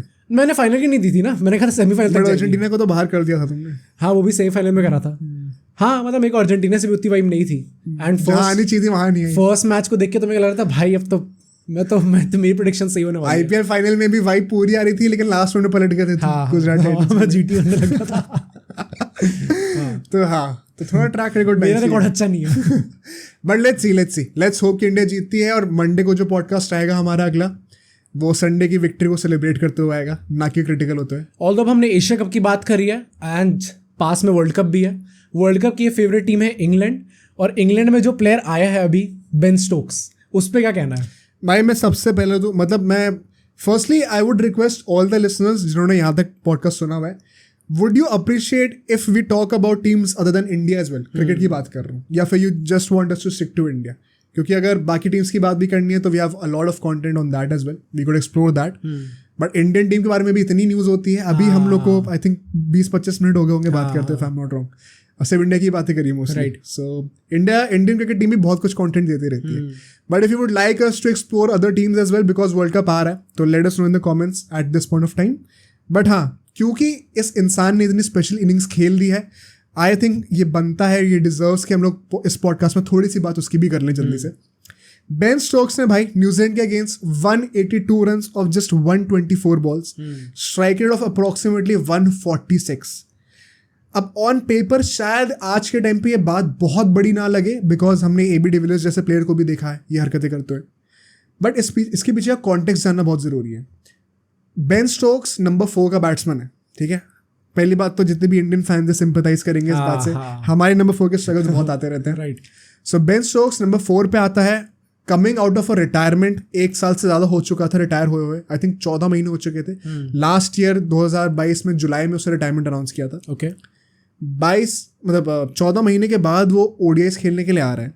सिर्फ 2 मैचेस खेला था इससे पहले. 30 आई थिंक थर्ड ओवर में ही 2 विकेट गिर चुके थे इंग्लैंड के. थर्ड ओवर में आ चुका था बैटिंग करने के लिए. हाँ, 13 for 2 थी इंग्लैंड. ओके. सो 13 for 2 आप हो चुके हैं. इमेजिन ऐसा करिए कि रोहित शर्मा और विराट कोहली दोनों आउट हो चुके हैं. 13 for 2 हो चुका है स्कोर. और समबडी लाइक श्रेयस अय्यर या फिर KL राहुल या फिर ईशान किशन बैटिंग करने आ रहा है और उसने 182 रन मार दिए. राइट. तो आप पागल होंगे कि नहीं होंगे? So this is how English fans must be feeling right now. 13 for 2 होना 3 ओवर में, उसके बाद पूरे 50 ओवर आपके सामने पड़े हुए हैं. और नंबर 4 के स्पॉट के लिए मैंने कितनी बार ये कहा है कि why I respect Yuvraj Singh so much. It is the only spot in my opinion ODI cricket में जहाँ पे आपके पास एक इक्वल बैलेंस होता है of anchoring and power hitting. 1, 2, 3 जो ओपनर्स होते हैं और 1 डाउन होते हैं, इन पे एंकरिंग का रोल थोड़ा ज़्यादा होता है और 3 डाउन ऑनवर्ड्स थोड़ा सा हिटिंग का रोल ज़्यादा होता है. आई थिंक नंबर 4 स्पॉट एकदम बीच में आता है. तो आपके पास दोनों स्किल सेट होने बहुत ज़रूरी है. स्टोक्स ने एग्जैक्टली वही दिखाया भाई. पावर हिटिंग वही रिस्पॉन्सिबल दो. इस लेवल पे खेलना, फर्स्टली भाई रिकॉर्ड बना दिया है. The highest individual score for any Englishman in the history of ODIs. Jason Roy का रिकॉर्ड था 180 का, उसको तोड़ दिया है. और 5 ओवर बचे हुए थे जब वो आउट हुआ था. आई think he should have gone for a double 100 but selflessly out हुआ है. फिर से छक्का मारने के लिए गया था. How do you feel about him coming back to England? I think खतरनाक चीज़ है यार हमारे लिए तो काफ़ी ज़्यादा, क्योंकि I think we all know, we kind of expected कि वो अच्छा परफॉर्म करेगा ही करेगा ODIs में, गिवन कि वो टेस्ट में भी बहुत अच्छा परफॉर्म कर ही रहा है. मुझे लगा था कि ODI में अच्छा परफॉर्म करेगा. इट्स जस्ट कि आई डेंट रियलाइज कि वो इतना अच्छा परफॉर्म कर लेगा अल्टीमेटली. एंड इंग्लैंड की स्क्वाड बेन स्टोक्स के बिना भी ODI में बहुत अच्छी थी. Now that Ben Stokes is here, I think वो एकदम ही अलग लेवल पर चली गई है. And if he is performing like that, तो मुझे लगता है कि बहुत ज़्यादा खतरा है इंडिया और जो बाकी ऑस्ट्रेलिया इन सारी टीम्स के चांसेस को. आई थिंक वही बात है, हम लोग ऐसे टीम्स की बातें और ऐसे प्लेयर्स की बातें इसीलिए कर रहे हैं बिकॉज वर्ल्ड कप आने वाला है. हाँ. और वर्ल्ड कप का फॉर्मेट इस बार कुछ ऐसा है कि हमें हर टीम से खेलना ही पड़ेगा. 9 मैचेस होने वाले लीग स्टेज के. सो हर टीम के थोड़ा सा एनालिसिस होना ज़रूरी है. थोड़े से जो थ्रेड्स है उन्हें पता होना ज़रूरी है. सो जो भी अच्छा परफॉर्म कर रहा है, ऐसे स्टैंडर्ड परफॉर्मेंसेस दे रहा है, उनको कवर करना इंपॉर्टेंट है बिकॉज इन्हीं के साथ हम खेलने वाले हैं अभी. और ये डैमेज हमारे साथ भी क्रिएट कर सकते हैं बिकॉज माइंड यू इंग्लैंड ने कुछ 350 रन बनाए थे from a position of 13 for 2. बहुत बड़ी बात है मेरे लिए फर्स्टली है. और इन लोग का कुछ मतलब ये ब्रेंडन मैकलम ने टेस्ट फॉर्मेट में जो चेंज करना है इनकी मेंटालिटी, ये लिमिटेड ओवर्स में भी कैरी ओवर हुई है फॉर श्योर. इन लोगों ने 350 रन मारे. अब 350 रन अगर कोई टीम ODIs में मार रही है, आपके दिमाग में क्या आएगा कि इन्होंने पूरे 50 ओवर खेले होंगे, पूरा एंड तक बैटिंग करा होगा. ये लोग ऑल आउट हो गए भाई. इन्होंने पूरे 50 ओवर बैटिंग ही नहीं करी. And this has been the case with Bazball जो हम लोग कहते हैं. एग्जैक्टली मतलब बात वही है कि ये लोग 400 टारगेट कर रहे थे भाई. ये 350 का तो सोच ही नहीं रहे थे. 350 तो in the process of chasing 400 अपने आप बन गए. And that too in itself is such a big score because I think New Zealand को कुछ 200 रन से कुछ सा हराया इन लोगों ने. बिकॉज आई सेड कि इंडिया में अभी जो वर्ल्ड कप होने वाला है उसमें भी ऐसे पार्टा विकेट्स मिलेंगी. I think England is a major threat भाई अगर ऐसा खेलते. मुझे लगता है कि ये 400 का मतलब अगर इन्हें ड्रेसिंग रूम में सोचा भी कि हम लोग डायरेक्टली 400 का लेके टारगेट चल रहे हैं फ्रॉम दैट पोजीशन भाई. नहीं, from that position also in general we do think teams like मतलब इंडिया भी कह लेते हैं अगर हम लोग कि डू दे एक्चुअली टारगेट कि हम लोग 400 तक रन बनाने वाले हैं. मतलब आई वोंट से कि इंग्लैंड खुद भी टारगेट कर रही थी 400 को जब वैसी हालत थी. ओके. बट एटलीस्ट इंटेंट दिखाया था. हाँ. As far as India is concerned, I don't think कि अभी ऐसा हम लोग सोचते हैं. हम लोग थोड़े से ज़्यादा आई थिंक रिजर्व्ड है इस मामले में. We take the game as it happens. और इतने भाई मतलब वही बात इज है it the right approach though? Depends on the kind of resources that you have. अगर आपके पास इंग्लैंड जैसे पावर हिटिंग है और इतनी डीप बैटिंग लाइनअप है तो आप वो चीज़ अफोर्ड कर सकते हो. मेक सेंस कि मतलब ऑल आउट भी हो रहे हो तो भी आपके 350 रन बन रहे हैं. इंडिया के पास वो चीज़ वो नहीं. भाई यहाँ पे तो दंगे हो रहे हैं कि नंबर 6 जोन पे भी शार्दुल ठाकुर है, फिर अक्षर पटेल को क्यों खिला रहे हो, शमी को क्यों नहीं खिला रहे. तो लोग वही नहीं चाहते. तो हम we can't think of that. But credit to England यार, मतलब जिस तरीके से उन्होंने खेला है. एंड बेन स्टोक्स से एक बहुत इंटरेस्टिंग चीज़ मैं बताऊँ आपको, बॉलिंग अभी भी वो पूरी नहीं, मतलब he is not at his maximum level because he is nursing an injury. जो घुटने पे उसके जो हमने आईपीएल के टाइम पे भी देखी थी, अभी भी रिकवर हो रहा है, उससे फुल्ली रिकवर नहीं हुआ है वो. और उससे पूछा गया कि आपने क्या ये प्लान था आपका क्या वापस आ जाओगे, बिकॉज अभी कुछ टाइम पहले एशेज हुई थी जब अपना ये WTC फाइनल के बाद का जो टाइम उसमें भी अच्छा खेला था. और उससे पूछा गया था एशेज के बाद कि आपका क्या प्लान है, क्योंकि अब वर्ल्ड कप तो होने वाला है और आप रिटायर हो चुके हो. तो वो कह रहा था कि मैं I will use this time जो कि मेरे को टाइम ऑफ मिल रहा है टू रिकवर माई इंजरी. और अभी बेन स्टोक्स से वो सेंचुरी मारने के बाद कहा कि मैं झूठ बोल रहा था उस टाइम पे. ओ भाई, मेरा हमेशा से प्लान था कि मैं वापस आने वाला हूँ ODIs में. अब मुझे पता था कि मैं I might as well play the world cup, but क्योंकि आप लोग फालतू की अटेंशन देते इस चीज़ पे और फिर मेरे घुटने को क्वेश्चन करते, तो मैंने चुपचाप उस टाइम पे बोल दिया पोकर फेस के साथ. चीटिंग कर रहा है मतलब तो that's an interesting fact. But मतलब क्रेडिट टू हिम यार, जिस तरीके से कमबैक कर रहा है, बहुत मजा आएगा उसको वर्ल्ड कप में देखने में. और एक और बंदा इस मैच में जो निकल गया वो मेरे लिए ट्रेंट बोल्ट था. 5 विकेट ली उसने. तो ट्रेंट बोल्ट और इंडिया का रिलेशन वैसे भी अच्छा नहीं है. तो आई एम जस्ट होपिंग कि भाई इतने अच्छे फॉर्म में ना रहे वो. मतलब आई थिंक वर्ल्ड कप में अगर इंडिया अगेंस्ट खेलेगा, लेट्स होप कि एक भी विकेट ना ले पाए, बिकॉज वो भी एक ऐसा बंदा है, पूरे साल उसने ऑलमोस्ट जो है पहली बोल दिया था कि मैं अपना कॉन्ट्रैक्ट वापस कर रहा हूँ न्यूजीलैंड को, मैं अपना फैमिली के साथ टाइम स्पेंड करना चाहता हूँ. वापस मिला कॉन्ट्रैक्ट उसको, आया और ऐसे परफॉर्म करके दे रहा है. तो भाई मतलब ये प्लेयर्स हैं, अलग लेवल के प्लेयर्स हैं. और इंडिया के अगेंस्ट ये लोग स्पेसिफिकली काफ़ी अच्छा खेलते हैं. Right. So we have to look into this भाई. लेट्स होप कि ये प्लेयर्स बहुत अच्छा परफॉर्म ना करें. एंड अगर आप चाहते हैं कि हम लोग हर पॉडकास्ट में building up to the world cup कुछ ऐसे फॉरेन प्लेयर्स को कवर करते रहें, तो मेक श्योर कमेंट्स में बताएं. एग्जैक्टली. बट यहाँ से मूव ऑन करते हैं फुटबॉल पे. राइट. काफ़ी न्यूज़ है फुटबॉल के बारे में भी, और सबसे बड़ी न्यूज़ से स्टार्ट करते हैं, which is the FIFA 2023 FIFA the best जो अवार्ड है. नॉमिनेशंस आ चुके हैं, सारे नॉमिनेशंस की बात करेंगे. सबसे पहले प्लेयर्स की बात करते हैं. सबसे कॉन्ट्रोवर्शियल वही होने वाला है. तो मैं आपको लिस्ट बताता हूँ. सबसे पहले तो आई थिंक जिन लोगों को नहीं पता, मैं 12 प्लेयर्स शॉर्टलिस्ट हुए हैं इसके बाद, और इन 12 प्लेयर्स में से कौन डिजर्व करता था और कौन नहीं करता था वो भी मोहित के साथ डिस्कस. तो भाई जो लोग नॉमिनेट हुए, firstly Messi, Haaland, Mbappe, Brozovic, Kvaratskhelia, De Bruyne, Gundogan, Rodri, Osimhen, Declan Rice, Bernardo Silva और हुलियन अल्वारेज. 12 में से 6 प्लेयर्स जो हैं वो मैन सिटी के हैं. राइट. ऑफ कोर्स एक्सपेक्टेड था ये. बट इसमें से काफ़ी क्वेश्चंस उठ रहे हैं, काफ़ी ट्रोलिंग शुरू हो चुकी है ट्विटर पे ऑलरेडी. कुछ मिथ्स को मैं बस्ट करना चाहता हूँ, और कई लोगों को शायद ये सेगमेंट ऑफ द पॉडकास्ट थोड़ा कंट्रोवर्शियल रहेगा. Firstly, what are your initial feelings? मुझे ऐसा लगता है कि जितने भी प्लेयर्स हैं ऑब्वियसली सबने अच्छा परफॉर्म करा ही है. पहले तो मैं सबको ये बता दूं कि भाई इस FIFA द बेस्ट अवार्ड में वर्ल्ड कप काउंट नहीं हो रहा है. बेसिकली जो डेट है वो है 19 दिसंबर 2022 से लेके 20 अगस्त 2023. exactly. तो एक साल भी नहीं है. 18 दिसंबर को वर्ल्ड कप खत्म हो गया था, तो उसके अगले दिन से. तो यहाँ पे वर्ल्ड कप का कोई भी बायस होना इट्स मतलब अननेसेसरी, कोई होगा नहीं होना चाहिए. एग्जैक्टली. तो यहाँ पे कुछ प्लेयर्स याद करते हैं. सबसे पहले आई थिंक मैनचेस्टर सिटी से ही स्टार्ट करते हैं, क्योंकि 6 प्लेयर्स हैं उनके. आई थिंक जितने भी प्लेयर्स हैं 5 डिजर्व करते हैं. एक player deserve I don't think करता है. आई थिंक वैसे डिजर्व कर सकता है, बट बाकी और भी प्लेयर्स हैं जिनने बेटर परफॉर्म करा है, वो नहीं आए इस लिस्ट में नहीं आए. सबसे पहले नाम मैं लूंगा हुलियन अल्वारेज का. देखिए वर्ल्ड कप के आई थिंक FIFA बैलन डॉर नॉमिनेशंस में टॉप 20 में वो है, एंड वहाँ पे डिजर्व भी करता है, क्योंकि 4 गोल मारे थे भाई वर्ल्ड कप में. अर्जेंटीना के कैंपेन में बहुत ज़्यादा सक्सेसफुल रन था उसका, बहुत इंपॉर्टेंट रोल भी था उसका वहाँ पे. तो एज फार एज जब वर्ल्ड कप कंसिडर किया जा रहा है, तब आई थिंक कि why he is being selected. But अगर हम लोग उसका क्लब करियर में जो भी उसका डेट है उससे लेके उसमें उसका कॉन्ट्रीब्यूशन देखें, तो आई जनरली डोंट थिंक कि he should be there. First of all because the fact कि he is not even a starter at Manchester City. So उसने इन जनरल गेम टाइम भी बहुत ज़्यादा कम है उसका. नाउ लोग कहेंगे कि यार गेम टाइम उसका कम है पर उसने परफॉर्म भी करके दिया है. यार ऑनेस्टली मैं आपको बताऊं, there is not even a single trophy जो हम बता सकते जिसमें हुलियन अल्वारेस स्पेसिफिकली बहुत ज़्यादा बड़ा कंट्रीब्यूशन हुआ उसका City मतलब में। लोग कहेंगे कि उसने ट्रेबल जीता है, हाँ। So how do you counter it? मुझे ऐसा लगता है कि ट्रेबल तो आपने जीत लिया, ट्रेबल तो यार बहुत सारे प्लेयर्स ने जीता है, ट्रेबल तो रूबन डियाज ने भी जीता है, वो तो स्टार्टर भी है, वो तो नहीं है इसमें। मेरा पॉइंट ये है कि अल्वारेज यार स्टार्टर भी नहीं है, ट्रेबल तो काफ़ी प्लेयर्स जीते हैं यार।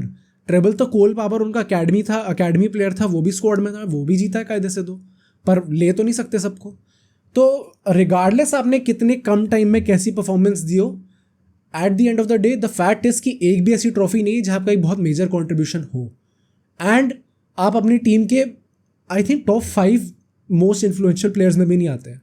आपका ग्रिलिश भी ऊपर आएगा, आपका बर्नार्डो सिल्वा भी ऊपर आएगा, आपका डे ब्रुयना भी ऊपर आएगा, आपका हालैंड भी ऊपर आएगा, उससे आपका रॉड्री भी ऊपर आएगा, जॉन स्टोन्स कितना इंपॉर्टेंट हो गया था वो भी कितना ऊपर आएगा। तो आई थिंक ऐसे टाइप की प्लेयर्स है कि लाइक जो मैं नाम अल्टीमेटली लेना चाहता हूँ उसका भी ले लेता हूँ। आई थिंक इसके ऊपर Vinicius could have been there. I think Vinicius Junior को लेके काफी सारे लोग ट्रोल कर रहे हैं because firstly he belongs to Real Madrid, बहुत जेन्युइन फैन बेस है उनकी भी, तो वो भी रैली करेंगे। द सरप्राइजिंग पार्ट इज कि एक भी प्लेयर रियल मैड्रिड का नहीं है इस बार लिस्ट में। और तुम विनीशियस जूनियर की बात कर रहे हो, मेरा एक जो यहाँ पे थॉट था वो ये था, लास्ट ईयर हम लोग देखें फीफा द बेस्ट 2022 का तो 14 प्लेयर्स नॉमिनेट हुए थे, इस बार सिर्फ 12 हुए हैं। पहली बात तो I would like to question FIFA की यहाँ पे कोई कंसिस्टेंसी क्यों नहीं है। बैलेंड डोर में एटलीस्ट हर बार टॉप 30 तो होते हैं ना, 30 ही लोग तो नॉमिनेट होते हैं, तो आपको पता है ना कि ये पैरामीटर्स हैं और मुझे 30 प्लेयर निकालने इसमें से। फीफा का क्या रैंडम चीज़ है भाई, जब मन करे जितने निकाल। मुझे तो फीफा भी है, इनफैक्ट मैं बैलेंड और फ्रांस फुटबॉल को भी क्वेश्चन करूंगा यहाँ पे, इवन यूएफए को क्वेश्चन करूंगा मैं यहाँ पे। यार आधे टाइम तो इनका यही पक्का नहीं होता कि क्रिस क्राइटेरिया पे अवार्ड देने वाले हैं। तो यार कुछ आप ले आउट भी कर देते हो कि ये क्राइटेरिया होने वाला है, वो आपकी डिसीजन मेकिंग में दिखती नहीं है वो चीज़। तो इतनी ब्राइबरी क्यों है यहाँ पे इतना ज़्यादा? क्या अगर हम लोग अल्टीमेटली कहते हैं कि ये चीज़ें रिग्ड हैं, तो क्या ये एक्चुअली मतलब रिग्ड तो चलो is a wrong word, but मुझे लगता है कि आपको एक क्राइटेरिया ले आउट करना चाहिए और फिर उसके बेसिस पर डिसीजन देने चाहिए। अगर अल्टीमेटली बैलेंड और मेसी जीतता है, लेट्स से कि मेसी जीत जाता है बैलेंड और, तो ऑब्वियसली दैट मीन्स कि वर्ल्ड कप का बहुत बड़ा हाथ है उस चीज़ में। ये चीज़ हमें यूएफए में क्यों नहीं देखने को मिली भाई? तो आपने वहाँ पे क्यों नहीं क्रेडिट दिया मेसी को वर्ल्ड कप? वहाँ पे यूसीएल को प्रेफरेंस दे दिया, वहाँ पे यूसीएल को प्रेफरेंस, बिकॉज वो यूएफए का टूर्नामेंट है। मतलब यूएफए का टूर्नामेंट है, बट अल्टीमेटली आप यूरोप का बेस्ट प्लेयर देने वाले हो अवार्ड। अगर आप सिर्फ पॉइंट इज कि ये जितने भी ऑर्गेनाइजेशंस हैं ये अपने पर्सनल टूर्नामेंट्स को ज्यादा वेटेज देना चाहते हैं, हाँ, क्योंकि वो दूसरे ऑर्गेनाइजेशन को ज्यादा क्रेडिट नहीं देना चाहते। राइट। सो यूएफए जो है हमेशा यूसीएल को ज्यादा वेटेज देगा as opposed to the world cup most likely. Similarly, FIFA might give more importance to the World Cup as opposed to the मुझे UCL. तो लगता है कि आप दे भी दो, बोल दो आपकी मैं ये करने वाला हूँ, बट एटलीस्ट लेआउट तो उस तरफ से करो ना क्राइटेरिया। और not just that, I feel कि जो क्राइटेरिया है it is not just about the parameters, तुम ये ड्यूरेशन भी अपने मन मर्जी के हिसाब से चेंज कैसे कर देते हो। राइट। इस बार तो it is not even a calendar year, it is not even a season. Season August to August होता है, कैलेंडर ईयर जनवरी से दिसंबर होता है। ये कहीं बीच में लोगों ने कर दिया है। राइट। पिछले साल पूरा कैलेंडर ईयर पूरा काउंट किया गया था सो दैट वर्ल्ड कप भी काउंट हो जाए, तो इस बार भी जनवरी टू दिसंबर कर लेते। फरवरी में अभी 2022 का फीफा द बेस्ट अवार्ड दिया गया है और अभी अगस्त में दोबारा वोटिंग चालू हो जाएगी उसकी 2023 की। राइट। क्या लॉजिक है इस चीज? मेरे को तो बेसिकली लगता है कि आप सीजन टू सीजन कर दो, सबसे सिंपल सोल्यूशन वही है। एग्जैक्टली। तो पॉइंट इज अगर आप नहीं कर रहे हो, बैलेंड डोर ने तो चलो वो कर दिया और अब से हर साल हुआ करेगा। फीफा द बेस्ट के साथ मुझे प्रॉब्लम ये है कि आपने एक साल जो है वो वर्ल्ड कप को इंक्लूड करने के लिए पूरा साल रख दिया, अब एकदम से आपने 1 जनवरी भी नहीं रखा हुआ है, 19 दिसंबर रख दिया। जस्ट वर्ल्ड कप के एक दिन बाद क्या मतलब कोई कॉन्टिन्यूटी चल रही है क्या यहाँ पे? कुछ पूरा कैलेंडर ईयर रखो या तो, और फिर दिसंबर में डिसाइड करो वोटिंग के थ्रू, या तो फिर पूरा सीजन रख लो अगस्त टू अगस्त, जिसमें फिर वर्ल्ड कप इंक्लूड हो जाता। एंड हमने आई थिंक इसके ऊपर एक वीडियो बनाई थी जब 2022 का फीफा द बेस्ट आया था, उसको लिंक कर देंगे डिस्क्रिप्शन और कार्ड्स में। हमने यही चीज़ कही थी कि आइडियली 2022 का फीफा द बेस्ट जो है वो वर्ल्ड कप से पहले होना चाहिए था और बेंजेमा को वो मिल जाता। और फिर 2023 का जो है वो वर्ल्ड कप इंक्लूड करते और मेसी को वो मिल जाता है। मतलब कितना स्ट्रेंज नहीं था कि 2022 में जो बैलन डोर था वो बेंजेमा को मिल गया और फीफा द बेस्ट बेंजेमा को नहीं मिला। ऑल्दो आई वुड से वो कई बार ऐसा होता है, मेसी को 2021 में मिला था बैलन डोर और लेवेंडोस्की को फीफा द बेस्ट मिला। नहीं, मेरे को ये चीज़ भी प्रॉब्लम लगती है इसमें कि फीफा का एक तो बैलन डोर होता है, एक तो आपका ये अपना द बेस्ट होता है। हाँ। काफ़ी बार तो ऐसा देखने में लगता है कि आपने कॉम्पनसेशन के लिए एक अवार्ड किसी को दे दिया और फिर दूसरा अवार्ड किसी और को देने वाले अल्टीमेटली। मतलब I don't know about that because Messi might win the Ballon d'Or this season. I think he is. अच्छा ठीक है, उसके ऊपर ही पॉडकास्ट बनाएंगे, अभी हाँ, आने वाला है वो टाइम, right. बट जिसको रोना है वो रोए, वो तो जीतने वाला है। बट मैं हाँ यहाँ पे 100% I will criticise FIFA because कोई continuity is the wrong word, कोई कंसिस्टेंसी नहीं है। आपका जब मन करे आप रूल्स को बेंड कर दे रहे हो to suit whatever you may please, आप उसको एजेंडा बुला लो या फिर बायस बुला लो, जो भी है। सो आई थिंक यहाँ पे क्रेडिबिलिटी ऑटोमेटिकली कम हो जाएगी। कोई अवार्ड है वो एक पर्टिकुलर टाइम पीरियड का होता है और हर साल आता है, तभी उसका रेपिटेटिव नेचर अप्रिशिएट किया जाता है। यहाँ पे ऐसा नहीं हो सकता कि एक ही साल में आप 2 बार अवार्ड दे रहे हो और दोनों का टाइम पीरियड भी अलग अलग है। कोई सेंस नहीं बनता इस चीज़ का। सो आई होप कि भाई फीफा एटलीस्ट गोइंग फॉरवर्ड जो सबसे ईजी तरीका है वो तुमने बोला, सीजन वाइज कर दो। बट आई थिंक प्रॉब्लम वहाँ पे वो होगी कि फिर उन्हें डायरेक्टली हेड टू हेड जाना पड़ेगा बैलन डोर के साथ। अब वो वैल्यू हमेशा लोग बैलन डोर को ज़्यादा करेंगे, राइट। तो वो अपनी एक यूनिकनेस बनाने के लिए शायद वो कैलेंडर के हिसाब से कर ले। ऑल्दो अभी भी कहाँ ही कुछ मैटर कर रहा है। नहीं, मैटर तो कुछ नहीं करता, इनफैक्ट मॉकरी ज़्यादा हो रही है। स्पेशली कि ये मतलब ये 19 दिसंबर टू 20 अगस्त का तो कोई सेंस ही नहीं बनता। कम से कम 12 महीने पूरे तो होने दो। तो 100% I do not agree with this, do not endorse this. But Vinicius junior की बात करें हम लोग, do you think ideally in my opinion उसको इंक्लूड कर लेते हैं अगर 14 प्लेयर्स की लिस्ट बनाते तो वहां पे भी कंसिस्टेंसी नहीं दिखाई इन लोगों ने। कभी 12 प्लेयर कभी 14 प्लेयर, इसका क्या मतलब होता है? बट अगर हम लोग को किसी को हटाना हो, do you think he deserves a place over somebody like Julian Alvarez? I think Alvarez से ऊपर तो करता है। And what about Declan Rice? मुझे ऐसा लगता है डेक्लन राइस भी, क्योंकि एक और नाम ऐसा है इस लिस्ट में जो कि डेक्लन राइस है, जो कि थोड़ा कंट्रोवर्शियल नेम है। आई थिंक मेरे लिए भी जो 2 नेम्स जो कि क्वेश्चनेबल होंगे यहाँ पे वो डेक्लन राइस और हुलियन अल्वारेस ही होंगे। Right. I think everybody else on the list कुछ ना कुछ मेरिट है उनके पास कि वो डिजर्व करते हैं। And I include Messi in this and I will prove why in a bit, but let's just first talk about Vinicius Junior. मुझे डेक्लन राइस का भी देख के ऐसा ही लगता है यार कि देखो एटलीस्ट मुझे अल्वारेस से प्रॉब्लम ये है कि यार ही is not even a starter. मतलब एक बंदा जो स्टार्ट भी नहीं कर रहा, आपने उसको रख लिया बिकॉज उसने ट्रेबल जीत लिया। नो वेस्ट हैम के साथ डेक्लन राइस की भी अचीवमेंट बहुत कुछ खास थे नहीं, एक ही ट्रॉफी जीती थे बाय द वे, वो कॉन्फ्रेंस लीग जीते थे। तो कॉन्फ्रेंस लीग भी किस लेवल का कंपटीशन है भाई, आप उसके हिसाब से भी देख लो। आई थिंक ये डेक्लन राइस का तो पूरा इंग्लिश कोटा लगता है। इंग्लिश कोटा हो सकता है, एक्चुअली में हो सकता है, क्योंकि ये लोग दे देते हैं, मौकरी है भाई पूरी। हाँ। पर मुझे स्टिल लगता है कि डेक्लन राइस मतलब एटलीस्ट उसने परफॉर्म अच्छा करा था, क्योंकि obviously he is a very well known CDM and obviously he was a starter. काफ़ी इम्पैक्ट रहा था उसका अपनी टीम में उस ट्रॉफी को जीतने में। यार ऐसे तो फॉर एग्जाम्पल मैं कहूँ कि बार्सिलोना ला लीगा जीती है, तो उसमें से कोई मिडफील्डर को लिया उससे अच्छा। मतलब ऑल्दो अगर मैं जितने भी मिडफील्डर्स हैं इस लिस्ट में, ला लीगा जीते थे, but just comparing him with Declan rice को लेके मतलब ऐसा कोई CDM था जो जिसका वैसे टाइप का इम्पैक्ट रहा? CDM की बात क्यों, कोई भी मिडफील्डर कोई भी हो सकता है ना। ये कोई कोटा थोड़ी है कि एक CDM होना ही चाहिए, एक फॉरवर्ड होना ही चाहिए। हम बेस्ट प्लेयर की बात कर रहे हैं, वो किसी भी पोजीशन का हो। मैं तो कहूंगा क्रिस्टियनसन को क्यों नहीं ले लिया फिर इससे अच्छा, तो अराहो को क्यों नहीं ले लिया? डिफेंडर्स हैं मैं जानता हूँ, बट डेक्लन राइस से ज़्यादा अचीवमेंट्स हैं, ज़्यादा वैल्यूएबल अचीवमेंट्स हैं, और I think if not more than equal level of contribution to their own teams. Makes sense actually में, क्योंकि we all know कि बार्सिलोना के डिफेंस का इतना बड़ा हाथ था लास्ट सीजन ला लीगा जीतने में। बेस्ट डिफेंसिव रिकॉर्ड था यार, राइट? क्यों नहीं लिया फिर? अब सरप्राइजिंग चीज़ ये कि एक भी डिफेंडर नहीं आया बार्सा से जो कि उनका बेस्ट डिफेंसिव रिकॉर्ड था। आई थिंक डिफेंडर्स के लिए वैसे भी बहुत अनफेयर है आज के टाइम पे। मतलब अनफेयर है, बट स्टिल आई थिंक एक टाइम तक CDMs के लिए भी अनफेयर था। तो why Declan rice? Because he is English. हाँ भाई, इंग्लिश कोटा वहाँ पे आ जाता है। At this point of time I may sound very controversial, but I can't help it भाई। I genuinely feel कि ये इंग्लिश बायस है कुछ ना कुछ हद तक। इनके जो पंडित्स हैं ये लोग बेशरम होके बोलते हैं, पूरा छुपाते नहीं है वो चीज़ बिल्कुल भी। एंड जो लोग वोटिंग करते हैं इस चीज़ के, उसमें पंडित्स भी इंक्लूडेड होते हैं क्योंकि कई सारे एक्सप्लेयर्स हैं इनमें से।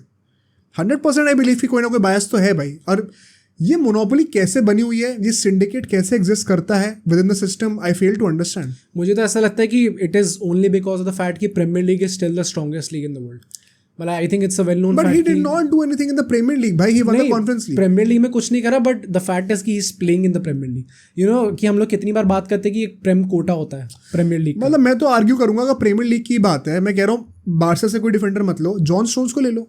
जॉन स्टोन्स को भी ले सकते थे, राइट, क्योंकि उसका भी इम्पैक्ट बहुत अच्छा था और ट्रिपल जीता है। हाँ। और वो प्रीमियर लीग का प्लेयर है। हाँ, ले लो फिर उसको। मतलब मुझे यही लगता है कि अल्टीमेटली डेक्लन राइस का भी आई डोंट थिंक वैसे होना चाहिए था इस लिस्ट में, क्योंकि again there are many more people जिनने ज़्यादा अचीव करा है, जिनका ज़्यादा अच्छा कॉन्ट्रीब्यूशन रहा है अपनी टीम पे। तो जो कंट्रोवर्शियल पिक्स होंगी इन दोनों में से मेरे लिए यही दोनों होंगे, Julian Who's Alvarez. more controversial or more undeserving? I think Julian Alvarez है। Because he's not starting. हाँ, because he is not even starting, ये मेरा प्रॉब्लम है। अच्छा, why do you say कि Vinicius deserves to be over him? Because पहली बात तो ट्रॉफीज विनीशियस के पास सिर्फ कोपा डेल रे और सुपर कप है, एंड विनीशियस के पास जो लोग स्टैट्स देंगे वो इसीलिए क्योंकि उसने ज़्यादा मिनट्स खेले हैं। So how do you counter that? मुझे ऐसा लगता है कि फर्स्ट ऑफ ऑल ये मिनट्स वाली जो आर्ग्यूमेंट है, I do think it's kind of unfair to Vinicius, क्योंकि बिकॉज ऑफ द फैक्ट कि यार हमने देखा है कितने सारे गेम्स होते हैं। लास्ट सीजन रियल मैड्रिड का सबसे मोस्ट यूज प्लेयर जो था, जिसने सबसे ज़्यादा मिनट्स खेले थे, that was Vinicius junior. Literally her match में बंदा खेल रहा था। तो मुझे ऐसा लगता है आप जितने मैचेस खेलते हो उसके हिसाब से आपकी परफॉर्मेंस ड्रॉप होना भी थोड़ी नॉर्मल है, क्योंकि ऑब्वियसली हर 2-3 दिन में मैच हो रहा है तो आपके फटीग लेवल्स थोड़े ऊपर जा रहे हैं, आपकी मसल रिकवरी उतनी जल्दी नहीं हो पा रही है, एंड नेचुरली आपकी परफॉर्मेंस भी थोड़ी गिरेगी। सेकेंडली आई थिंक कि जो ट्रॉफीज वो जीते हैं उसमें विनीशियस का इम्पैक्ट बहुत ज़्यादा बड़ा था। Although, I mean, do you really count those trophies against a treble? नहीं, ट्रेबल के अगेंस्ट आई नो कि ट्रेबल की वैल्यू अल्टीमेटली ज़्यादा ही रहेगी, बट मेरा पॉइंट ये है कि विनीशियस ने जो भी जीता उसमें उसका contribution was probably 10 times more than Julian Alvarez. Actually the issue is, देखो बैलन डोर ने तो ये क्लियर कर दिया है कि गोइंग फॉरवर्ड अब इंडिविजुअल परफॉर्मेंसेस को ज्यादा वेटेज मिलेगी over team. Although I still don't know कि वो करेंगे भी वो चीज़ नहीं, बट एटलीस्ट उन लोगों ने बोल दी है चीज। I appreciate that. FIFA the best के लिए ये चीज नहीं बोली गई है। हाँ, सो इट वही जो तुमने कहा था कि क्राइटेरिया क्लियर ही नहीं होता कभी।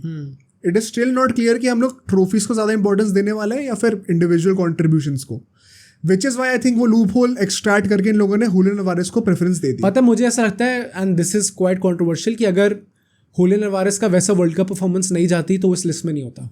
100% पक्का नहीं होता। 100% भाई, तुम कितना भी खेलो वर्ल्ड कप वाला बायस तो है ही है। और जो तुमने कहा था कि नंबर्स जो मिनट्स प्लेड के हिसाब से मैटर नहीं करता, उसका भी एक हमने ब्रेकडाउन निकाला था स्टैटिस्टिकली जब हम रिसर्च कर रहे थे। राइट। अगर हम लोग सीजन का रिकॉर्ड लें इनका, तो विनीशियस जूनियर ने 108 मिनट में पर goal contribution he takes 108 minutes, as opposed to Julian Alvarez जिसको 114 मिनट्स लगते हैं। राइट। ऑल्दो ये पूरे सीजन का है, और जो बात होगी वो सिर्फ 19 दिसंबर ऑनवर्ड्स होगी, उसमें भी आई थिंक विनीशियस जूनियर का जो रिकॉर्ड है वो मच बेटर है, because naturally he has played more games and scored more goals.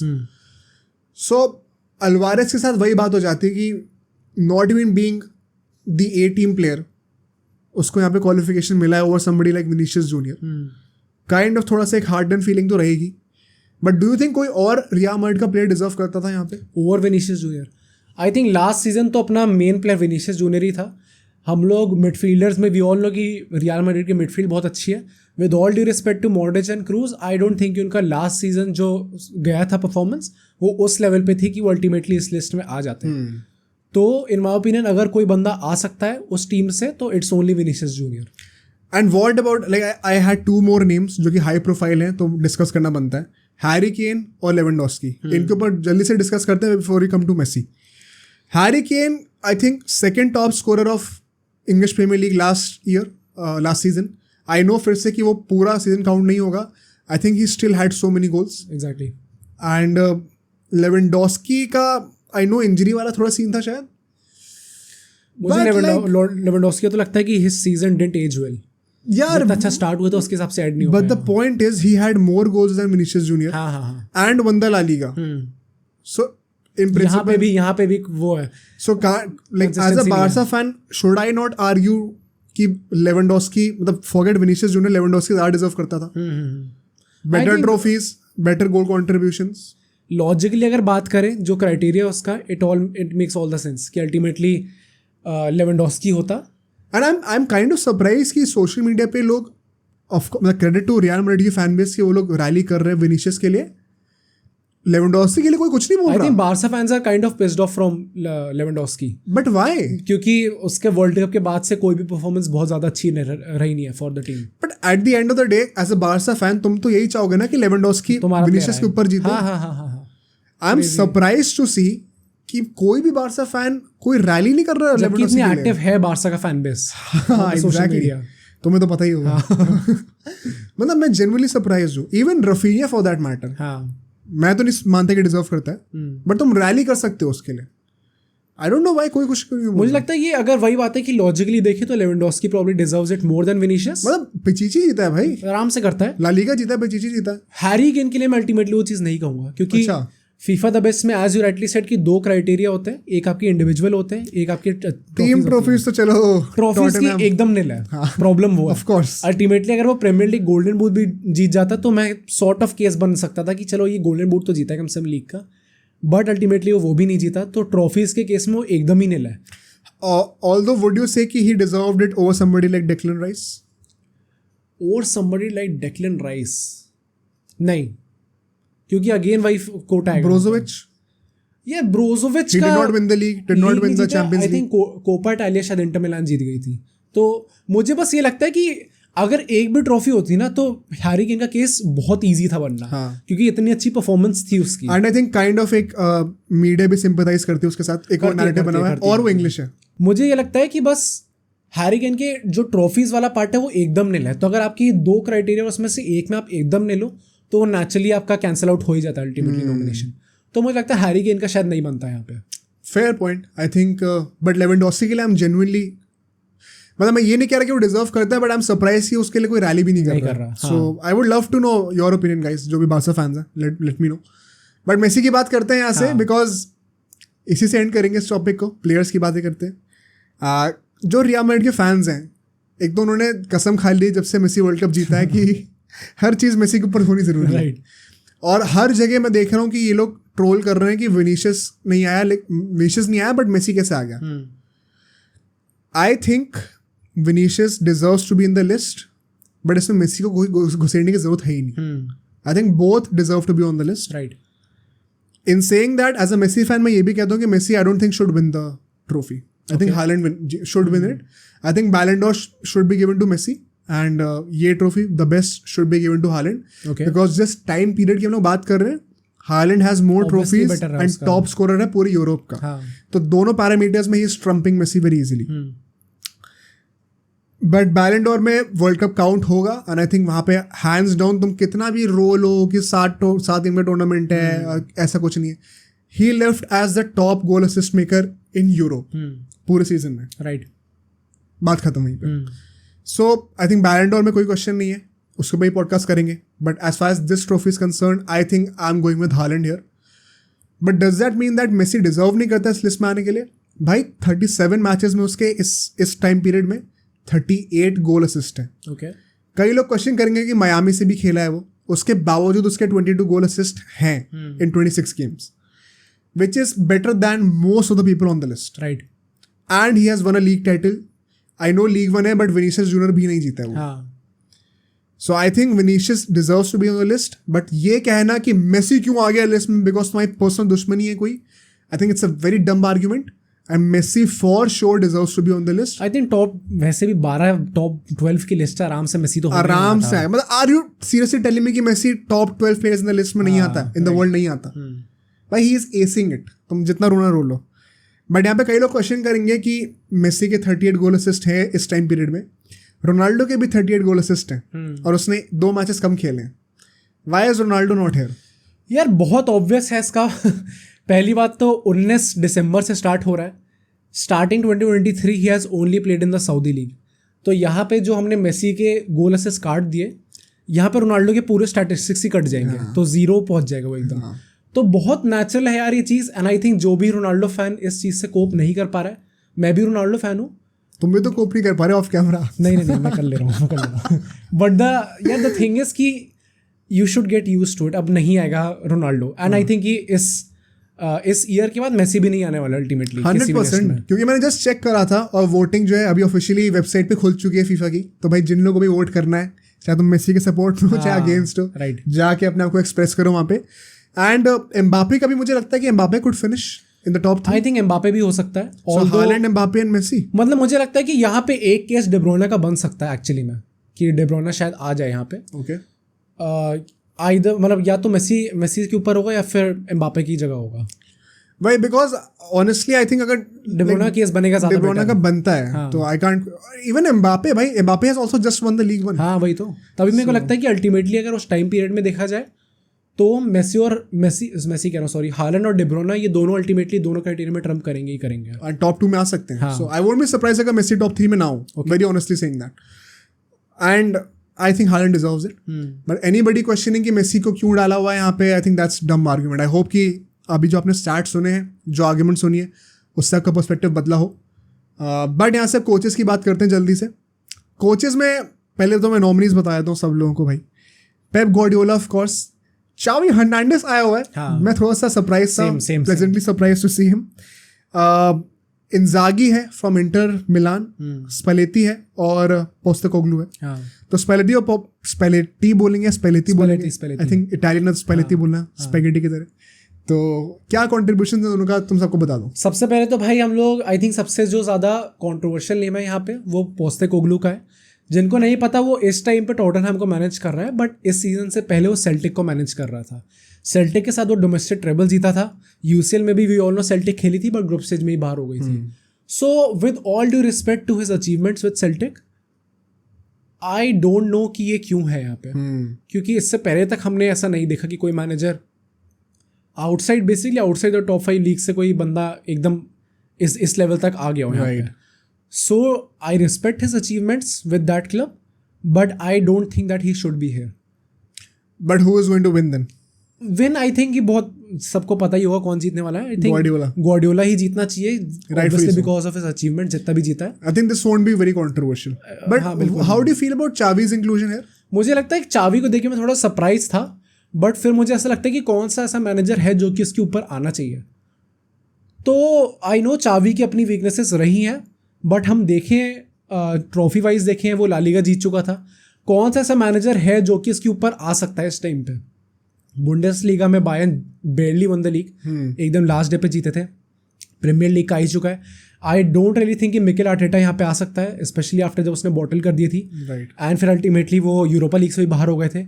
Ten Hag with all due respect जैसा भी उसका सीजन गया था, वो पहला सीजन था, पहली बात तो बहुत कुछ ऐसा खास एग्जैक्टली टेन हैग नहीं आ सकता था. तो मैंने सोचा and there are not many manager जो कि आ सकते हैं इसके ऊपर. So for that reason I think Xavi का होना इज डिजर्व्ड. यहाँ पे स्पेलेटी जो लोग पूछ रहे हैं वो नेपोली का मैनेजर था लास्ट सीजन. अब इस टाइम पे वो अपना इटली को मैनेज करने लग गया, बट लास्ट सीजन नेपोली को कर रहा था. आई थिंक वो भी डिजर्व्ड है, क्योंकि एक सॉर्ट ऑफ हिस्टोरिक कैंपेन था उसका. उसमें भी हमने उसको मैराडोना टच दे दिया था थोड़ा. तो वो भी जो लोग नहीं मानते वो चीज़ आएगी.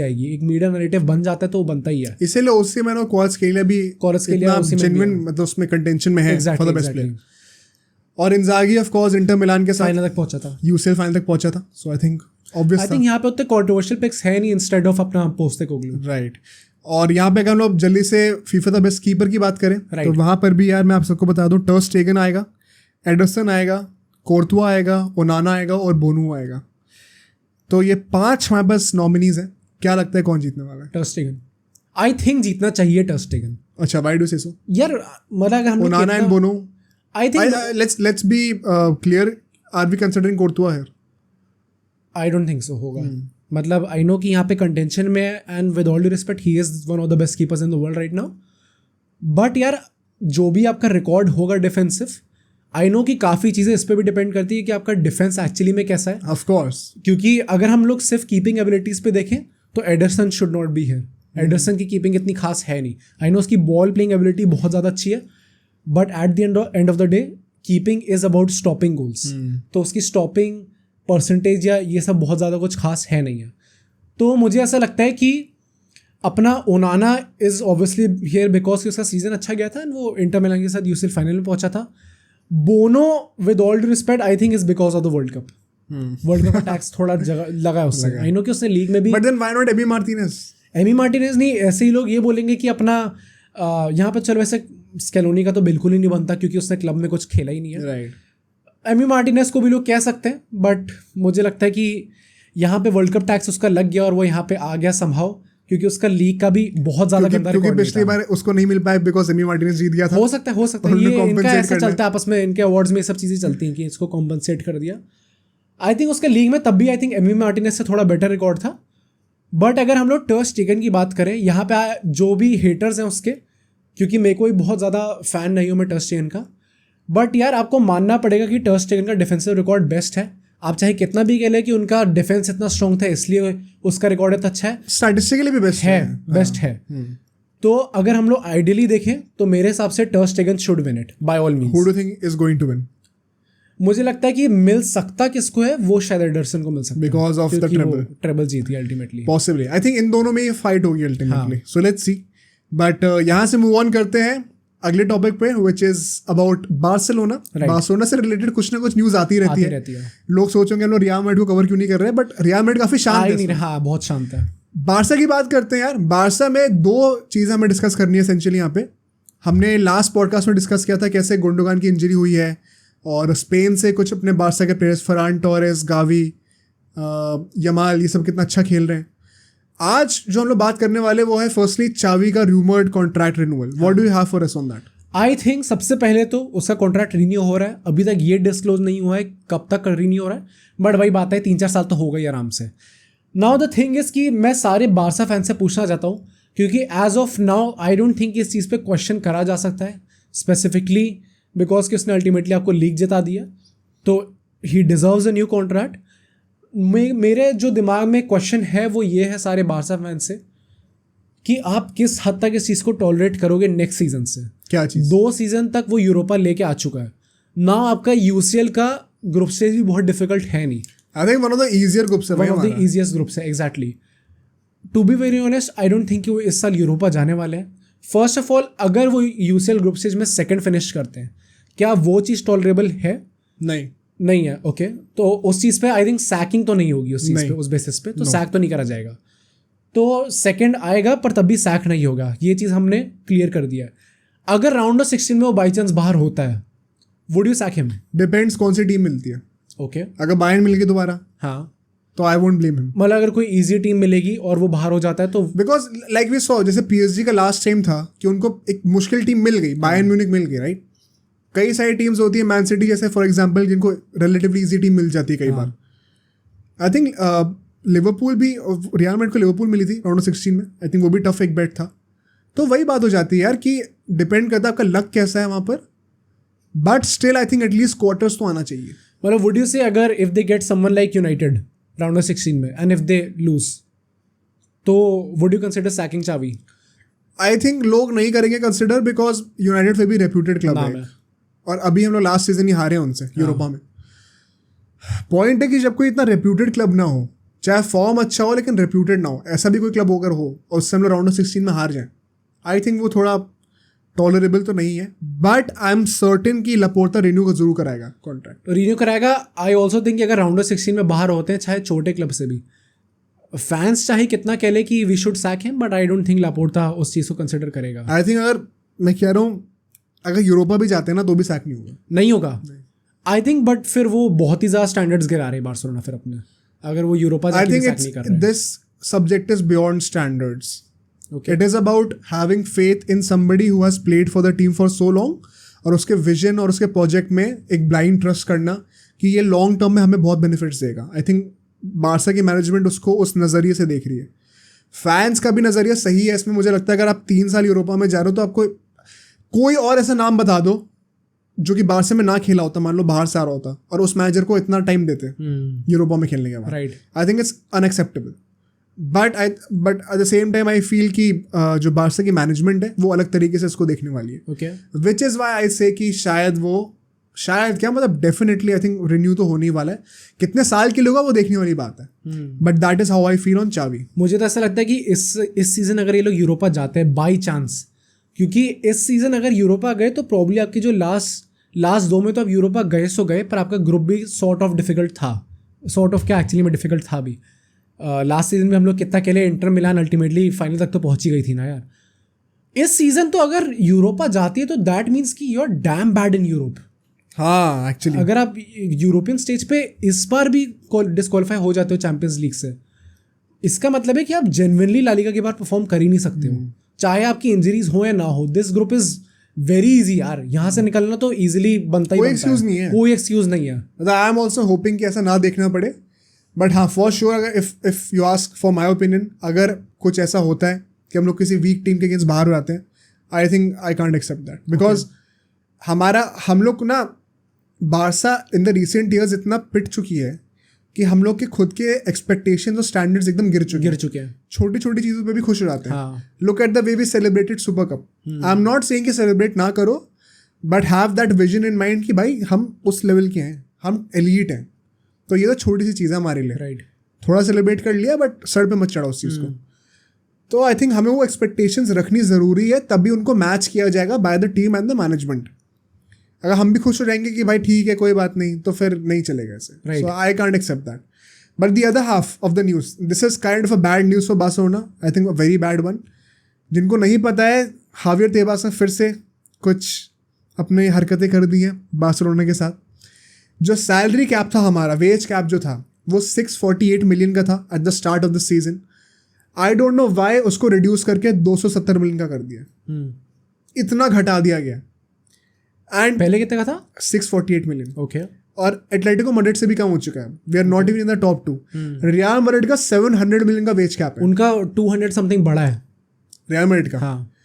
मुझे ये समझ में नहीं आ रहा कि इस सीजन इन लोगों ने वो वायबिलिटी प्लान साइन करवाया, विच मेंट कि ये लोग जो भी कर रहे हैं वो फाइनेंशियली वायबल है।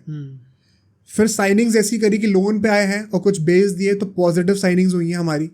बैलेंस जो है फाइनेंशियली हमारा खराब नहीं हुआ है। अगर मैं मान रहा हूँ कि चलो बेटर भी ना हो लेकिन खराब भी नहीं हुआ फॉर श्योर, तो एटलीस्ट सेम लेवल पे रहना चाहिए था वेज कैप। कम कैसे हो गया? मतलब कम हो गया सो हो गया। आई थिंक उसके पीछे के जो भी ये लोग, पहली बात तो आई थिंक ये हो सकता है कि कोई लॉजिकल आंसर ना हो क्योंकि तेबास इंक्लूडेड है इसमें। बट अगर हुआ भी तो what I just think it makes me wonder कि ये लोग मेसी कैसे साइन करने की पोजीशन में थे भी एक टाइम पे। एंड तेबास से क्या सोच के वायबिलिटी प्लान साइन करा? एग्जैक्टली। या तो वो अपनी बातों पे पलट रहा है, बिकॉज आइदर बार्सा जेन्युइनली अच्छा कर रही है फाइनेंशियली और जबरदस्ती ये चीज़ डाली जा रही है, या फिर पता नहीं बार्सा ने कोई पहले पट्टी पढ़ाई थी और अब वो चीज़ गलत प्रूव हो गई। बट आई थिंक पहले चीज़ ज़्यादा पॉसिबल है। ओके। गिवन कि तेबास की रेपुटेशन कैसी है और उसका बार्सा से जो सेंटिमेंट है वो कैसा है। डू यू थिंक कुछ इनका इसका खोट कुछ है जेन्युइनली? आई थिंक ये चीज़ तो है कि वो लाइक नहीं करता बार्सिलोना को। And to some extent I also think कि लापोर्ता और तेबास की बिल्कुल ही नहीं बनती। मैं वही पूछने वाला था, ये बार्सा को लाइक नहीं करता या फिर लापोर्ता को लाइक नहीं करता? बिकॉज बार्तेमेओ के अंडर इतनी मिस हैपनिंग्स हुई, कुछ भी सैलरी आप दिए जा रहे हो, कभी भी वेज कैप का क्वेश्चन नहीं आया। अब कैसे आ रहा है एकदम से? अब कैसे आ रहा है? एंड आई थिंक इसमें ये भी चीज़ आती है कि लापोर्ता ने कितनी बार पब्लिकली कॉल आउट कर दिया तेबास को, कितनी बार वो पब्लिकली ये चीज़ कह चुका है कि हमारे अगेंस्ट जा रहा है जान के। तो आई फेल टू अंडरस्टैंड कि मतलब अगर कोई मेरे को ये पट्टी पढ़ाएगा कि इस चीज़ के बीच में कोई कोरिलेशन नहीं है, मैं ये चीज़ नहीं मान सकता। क्योंकि कुछ ना कुछ हद तक तो है। वी ऑल नो कि तेबास दूध का दूल्हा नहीं है, वो बंदा बहुत हरकतें करता है। एंड अगर कोई पॉलिटिशियन कम प्रेसिडेंट ऐसे पब्लिकली उससे कॉल आउट कर रहा है तो आई डू थिंक कि उसके रेपरकशंस होने ही होने हैं। सो मुझे लगता है कि हो सकता है कि बार्सा के एंड पे भी कुछ मिस्टेक हो, बट उस मिस्टेक को ग्लोरीफाई करना और उसकी सॉर्ट ऑफ डबल पनिशमेंट देना वो तेबास कर सकता है काम, है ना? हाँ। एंड काइंड ऑफ एक बायस और अनजस्ट चीज़ मुझे लगती है। हाँ। क्योंकि इसका मतलब ये है कि as of now we can't sign anybody in the transfer window, जो जनवरी ट्रांसफर विंडो होने वाली है। तो उस सिचुएशन में जहाँ पे हम लोग possibly we can be looking at players जो कि हमारे स्क्वाड को स्ट्रेंथन करें या फिर पॉसिबल इंजरीज को रिप्लेस कर दें, वो चीज़ एकदम आउट ऑफ क्वेश्चन है। क्योंकि ये चीज़ तो फेब्रिज़ो रोमानो ने रिपोर्ट करी है यार कि वो मेसी के पीछे जा रहे थे, नेमार के पीछे भी लापोर्ता जा रहा था, पर चावी चाहता नहीं था, चावी और नेमार के आपस में बनती नहीं थी। तो आप नेमार को that is also very surprising to know. हाँ, that is also very surprising to know. I think बनती नहीं थी, बट वो होता ना कि पर्सनल दोस्ती एक साइड पे और प्रोफेशनल चीज़ें एक साइड पे। आई थिंक वो वाला केस था पॉसिबली। मतलब जो भी है, but I fail to understand कि फिर ये लोग नेमार के लिए भी कैसे जा रहे थे। मतलब इसमें एक और चीज़ जिससे मैं एंड करूँगा ये चीज़, वो ये है कि लीग 1 की बात करते हैं थोड़ी सी। लीग 1 ने कहा है कि अगर बार्सा डिसाइड करती है कि उन्हें ला लीगा छोड़ना है तो we will have a spot for them in the league 1। हे भगवान। एंड लीग 1 की बात कर रहे हैं तो नेमार की बात भी कर लेते हैं, बिकॉज ये सारी चीज़ें इंटररिलेटेड है। नेमार और एम्बापे ने एक दूसरे को इंस्टाग्राम पे फॉलो कर दिया। हाँ। क्या सर्कस है भाई। Exactly. This just goes on to show इनकी जो ट्रू फीलिंग्स थी अब तक की वो क्या थी, एंड क्यों ये जेन्युइन एक कचड़ा है जो अंदर का, जो इनका पूरा माहौल है। I don't get how Mbappe can still choose to be here भाई पीएसजी में। मतलब इतना ड्रामा होने के बाद। हाँ, मतलब मुझे लगता है कि अगर अगले सीजन रुक जाता है तो फिर बर्बाद है भाई। करियर सुसाइड है। करियर सुसाइड प्लेयर ही बर्बाद है मतलब फिर तो। एंड तुम्हारे मोटिव सही जगह पे नहीं है। सही जगह नहीं है। राइट। फिर तुम बेस्ट प्लेयर बनने के लिए नहीं खेल रहे हो। So let's stop pretending that. Exactly. तो ये तो भाई बासा की बातें हो गई। जल्दी से अपने फाइनल सेगमेंट पे मूव आउट करते हैं, जो कि 3 प्लेयर्स की बात करेगा। Right. Let's start with Pogba first. तो पोग्बा का भाई, जिनको नहीं पता कॉन्टेक्स्ट, हमने पिछले पॉडकास्ट में डिस्कस किया था कि कैसे उसका डोपिंग टेस्ट पकड़ा गया है, और जो स्टोरी है डोपिंग टेस्ट की कि क्यों हुआ है, कैसे हुआ है, वो जानना है तो मेक श्योर कि आप पहला वाला पॉडकास्ट देख लें हमारा, उसको हम लोग डिस्क्रिप्शन कहाँ से लिंक कर देंगे। उसके आगे की न्यूज़ ये है, जो कि आई थिंक तुम्हें भी नहीं पता, मैं तुम्हें बता देता हूँ। देखो भाई, पोग्बा ने क्या करा है, अपना एक काउंटर एनालिसिस डिमांड करी है। एसेंशियली क्या हुआ था कि पोग्बा का उडिनेसे से जो मैच था, उडिनेसे कहते हैं हाँ, उडिनेसे, यूवेंटस का जो मैच था, उसमें पोग्बा खेलना भी नहीं था, सिर्फ स्क्वाड में था। तो हर मैच के बाद रैंडमली कुछ प्लेयर्स की डोपिंग टेस्ट होती है, तो उसमें पोग्बा की भी डोपिंग टेस्ट हुई और वहाँ पे उसका पॉजिटिव निकल के आया result for testosterone. Increase level of testosterone पाया गया था उसके ब्लड में। अब वो क्यों था, किस लिए था, वो आपको पिछले पॉडकास्ट में समझ में आ जाएगा। राइट। पॉइंट ये कि उसके आगे कहानी क्या निकली अभी तक। पोग्बा ने कहा है कि मुझे काउंटर एनालिसिस प्लीज एक करके दो। काउंटर एनालिसिस का मतलब ये है कि उसका यूरिन सैंपल लिया जाएगा, उसको दो कंटेनर्स में डिवाइड किया जाएगा, सैंपल ए और सैंपल बी। सैंपल ए की टेस्टिंग होगी फॉर टेस्टोस्टेरोन, पॉजिटिव निकल के आया तो फिर सैंपल बी की भी टेस्टिंग होगी, जस्ट टू वेरीफाई कि कहीं पहली बार गलत ना हो गया। ओके। दोनों में पॉजिटिव आया तो फिर आगे बात बढ़ेगी। तो उसने ये काउंटर एनालिसिस डिमांड करी है, होपिंग कि शायद कुछ अलग निकल के आ जाए। ऑल्दो मुझे समझ में नहीं आता क्यों करा है, बिकॉज उसने ओपनली एडमिट कर लिया है, and this is the backdrop story. Pogba has come out and said कि मैंने कुछ ऐसे सप्लीमेंट्स लिए हैं जो कि मेरा मियामी में एक दोस्त है, वो डॉक्टर है, उसने मुझे रिकमेंड किया था, और मुझे पता नहीं था कि उसके अंदर इंक्रीज लेवल्स ऑफ टेस्टोस्टेरोन होते हैं। ओके। आई थिंक झूठ है पहली बात तो बहुत ही क्लियर झूठ है। मतलब तुम्हारे दोस्तों तुम्हें कुछ भी बोला, तुमने ले लिया, और लेने का पर्पस क्या था वो पता ही नहीं तुम लोग को क्या। और उसके चलते उसने कहा कि इसलिए मेरे बॉडी में इंक्रीज लेवल्स ऑफ टेस्टोस्टेरोन शायद हो गए होंगे, बट मेरा इंटेंशन नहीं था इसका। और secondly I am so sorry कि मैं यूवेंटस के जो डॉक्टर्स हैं, जो मेडिकल टीम है, उनको बताना भूल गया। कैसे भूल गया भाई? यार, क्योंकि ढंग का एक्सक्यूज देता है यार। क्योंकि आपको जो भी, because as a player you are the employ of the club, तो आपको बताना पड़ता है मेडिकल टीम को बिफोर कंज्यूमिंग एनी मेडिकेशन। आपको पहले उनसे परमिशन लेनी पड़ती है। तो सर भूल गए परमिशन लेना, और सर भूल गए अपने दोस्त से पूछना कि दवाई के अंदर है क्या। Kind of sounds like very dumb to me, right, because of course ऐसा नहीं लगता मुझे। और इसीलिए अब कॉन्सिक्वेंस क्या होगा, अब इसका कोर्ट में ट्रायल होगा। अल्टीमेटली 7 दिन का टाइम है काउंटर एनालिसिस का रिजल्ट आने के लिए, उसके बाद कोर्ट में ट्रायल शुरू होगा। अब कोर्ट में अगर ये प्रूव हो जाता है कि इसने इंटेंशनली लिया हुआ है तो फिर 4 साल का बैन होगा। ओके। अगर प्रूव होता है कि अनइंटेंशनली लिया है तो 2 साल का बैन होगा। Okay. But most likely ban मिलने ही वाला है। हाँ। और यूवेंटस ने अभी जो उसकी सैलरी थी वो रोक दी है, अभी नहीं दे रहे सैलरी उसको। They are waiting for the verdict. और अगर बैन होता है तो कॉन्ट्रैक्ट टर्मिनेट भी कर देंगे। हाँ, वो तो है natural. And I won't be surprise अगर पोग्बा रिटायरमेंट अनाउंस करते हैं। हाँ, same. How do you feel about 30 का ऑलरेडी हो चुका है, 4 साल का मैं तो 34 की एज में वापस आना, I don't think that's going to happen unless and until आप वहाँ पे सऊदी में जाके खेलना चाहते हो। वो भी आई डोंट नो 4 साल बाद कैसी होगा सऊदी फुटबॉल वहाँ पे। आई जनरली डोंट थिंक कि वो वापस आएगा फुटबॉल से। आई थिंक अगर 2 साल का भी मिलता तो भी वापस नहीं आएगा, क्योंकि नेचुरली इस केस के बाद 2 साल के बाद भी आई डोंट थिंक कोई ऐसा, इनफैक्ट आई थिंक कि मतलब चलो कोई छोटे मोटे क्लब में आ जाए, मुझे लगता है टॉप 5 लीग्स में भी आई डोंट थिंक कोई ऐसा क्लब होगा जो से लेने को रेडी होगा। लेगा ही नहीं, वही बात है कि गुडविल की बात आ जाती है। Nobody would want to associate. भाई आजकल हम देखते हैं ग्रीनवुड जैसे प्लेयर्स को, एंटी जैसे प्लेयर्स को कुछ प्रूव नहीं हुआ तो भी डिसएसोसिएट कर दिया अपने आप को। तो यहाँ पे तो प्रूव हो जाएगी चीज, तो आई डोंट थिंक कोई एसोसिएट करना चाहेगा। एग्जैक्टली। तो आई थिंक पोग्बा का जैसा भी करियर रहा है भाई, आई थिंक काफी डिसअपॉइंटिंग करियर रहा है फ्रॉम क्लब्स पर्सपेक्टिव, क्योंकि नेशनल टीम के साथ तो उसने काफी अचीव किया।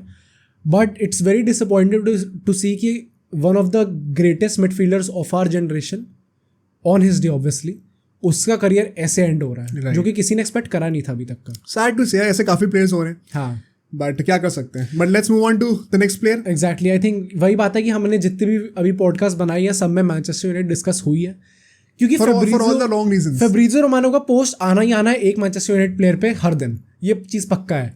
तो इस बार 2 पे आया है, एक मैगवायर है, एक सैंचो है। Let's discuss Sancho first. Right. Sancho की बात यह है कि यार बेसिकली जो उसकी लड़ाई चल रही थी टेन हैग से, इसको भी हमने डिटेल में कवर करा था अपने लास्ट पॉडकास्ट में, आप उस पर जाके देख सकते हो उस चीज़ को। अब जो है मैन यूनाइटेड ने ऑफिशियल स्टेटमेंट निकाल दिया है कि ड्यू टू डिसिप्लिनरी इशूज उसको एक इंडिविजुअल ट्रेनिंग प्रोग्राम पे दिया गया। दैट मीन्स कि वो टीम के साथ ट्रेन नहीं कर सकता। ऑल्दो जो एक 25 मैन स्क्वाड दी जाती है प्रीमियर लीग के लिए, बिफोर द मतलब जो भी प्रीमियर लीग स्टार्ट होने के बाद एक 25 मैन स्क्वाड दी जाती है कि ये हम लोग ओवर द ईयर यूज़ करने वाले हैं ये प्लेयर्स, ओके वो उसमें सैंचो इंक्लूडेड है. सो मीन्स कि वो खेलेगा तो है ही. अब वो कितना खेलेगा ये टेन हैग पर डिपेंड करता है, बट एज ऑफ नाउ उसको ट्रेनिंग जो है पर्सनल ट्रेनिंग डाल दी गई है, टीम ट्रेनिंग के साथ वो अलाउड नहीं है. तो आई थिंक ये चीज़ भी, एंड यूनाइटेड ने स्पेसिफिकली बोला कि अंटिल एक प्रॉपर रेजोल्यूशन नहीं निकलता, इस चीज़ का सोल्यूशन नहीं निकलता, तब तक ये चीज़ कंटिन्यू रहेगी. तो ये चीज़ आप कब निकालोगे सोल्यूशन, क्योंकि प्रीमियर लीग तो अब शुरू हो चुकी है, आपके पास राइट विंगर कोई बचा नहीं है, एंटनी आपका बाहर हो चुका है, Antony is also included in that squad. अच्छा. तो उसका भी प्लान है, बट अभी इनडेफिनेट लीव पे है वो बंदा. तो एज ऑफ नाउ आपके पास सिर्फ एक ही राइट विंगर है, पेलिस्त्री, वो भी आपका अकेडमी ग्रेजुएट है, एंड मोस्ट लाइकली आप ब्रूनो फर्नांडिस खिलाने वाले हो, जो कि वी ऑल नो कि is a short term fix, वो कुछ ऐसा बहुत टाइम तक खेलने नहीं वाला. या मतलब मैं यही कहूँगा इसमें, एक तो ना मैंने अभी तक हमने जैसे लास्ट पॉडकास्ट में भी कहा था कि I kind of sympathise with Sancho, क्योंकि हमने रोनाल्डो के साथ भी होते हुए देखा था ये, और हम लोग को पूरी स्टोरी नहीं पता, हमें नहीं पता कि टेन हैग कितना सच बोल रहा है. अगर रोनाल्डो ने पब्लिकली कॉल आउट करा है कि टेन हैग झूठ बोलता है, पब्लिकली कुछ और बोलता है, पीठ पीछे कुछ और बोलता है, तो आई वोंट बी सरप्राइज अगर वो सैंचो के साथ भी ऐसा कर रहे हो, कि वो तो his profile is no very close to what Ronaldo is.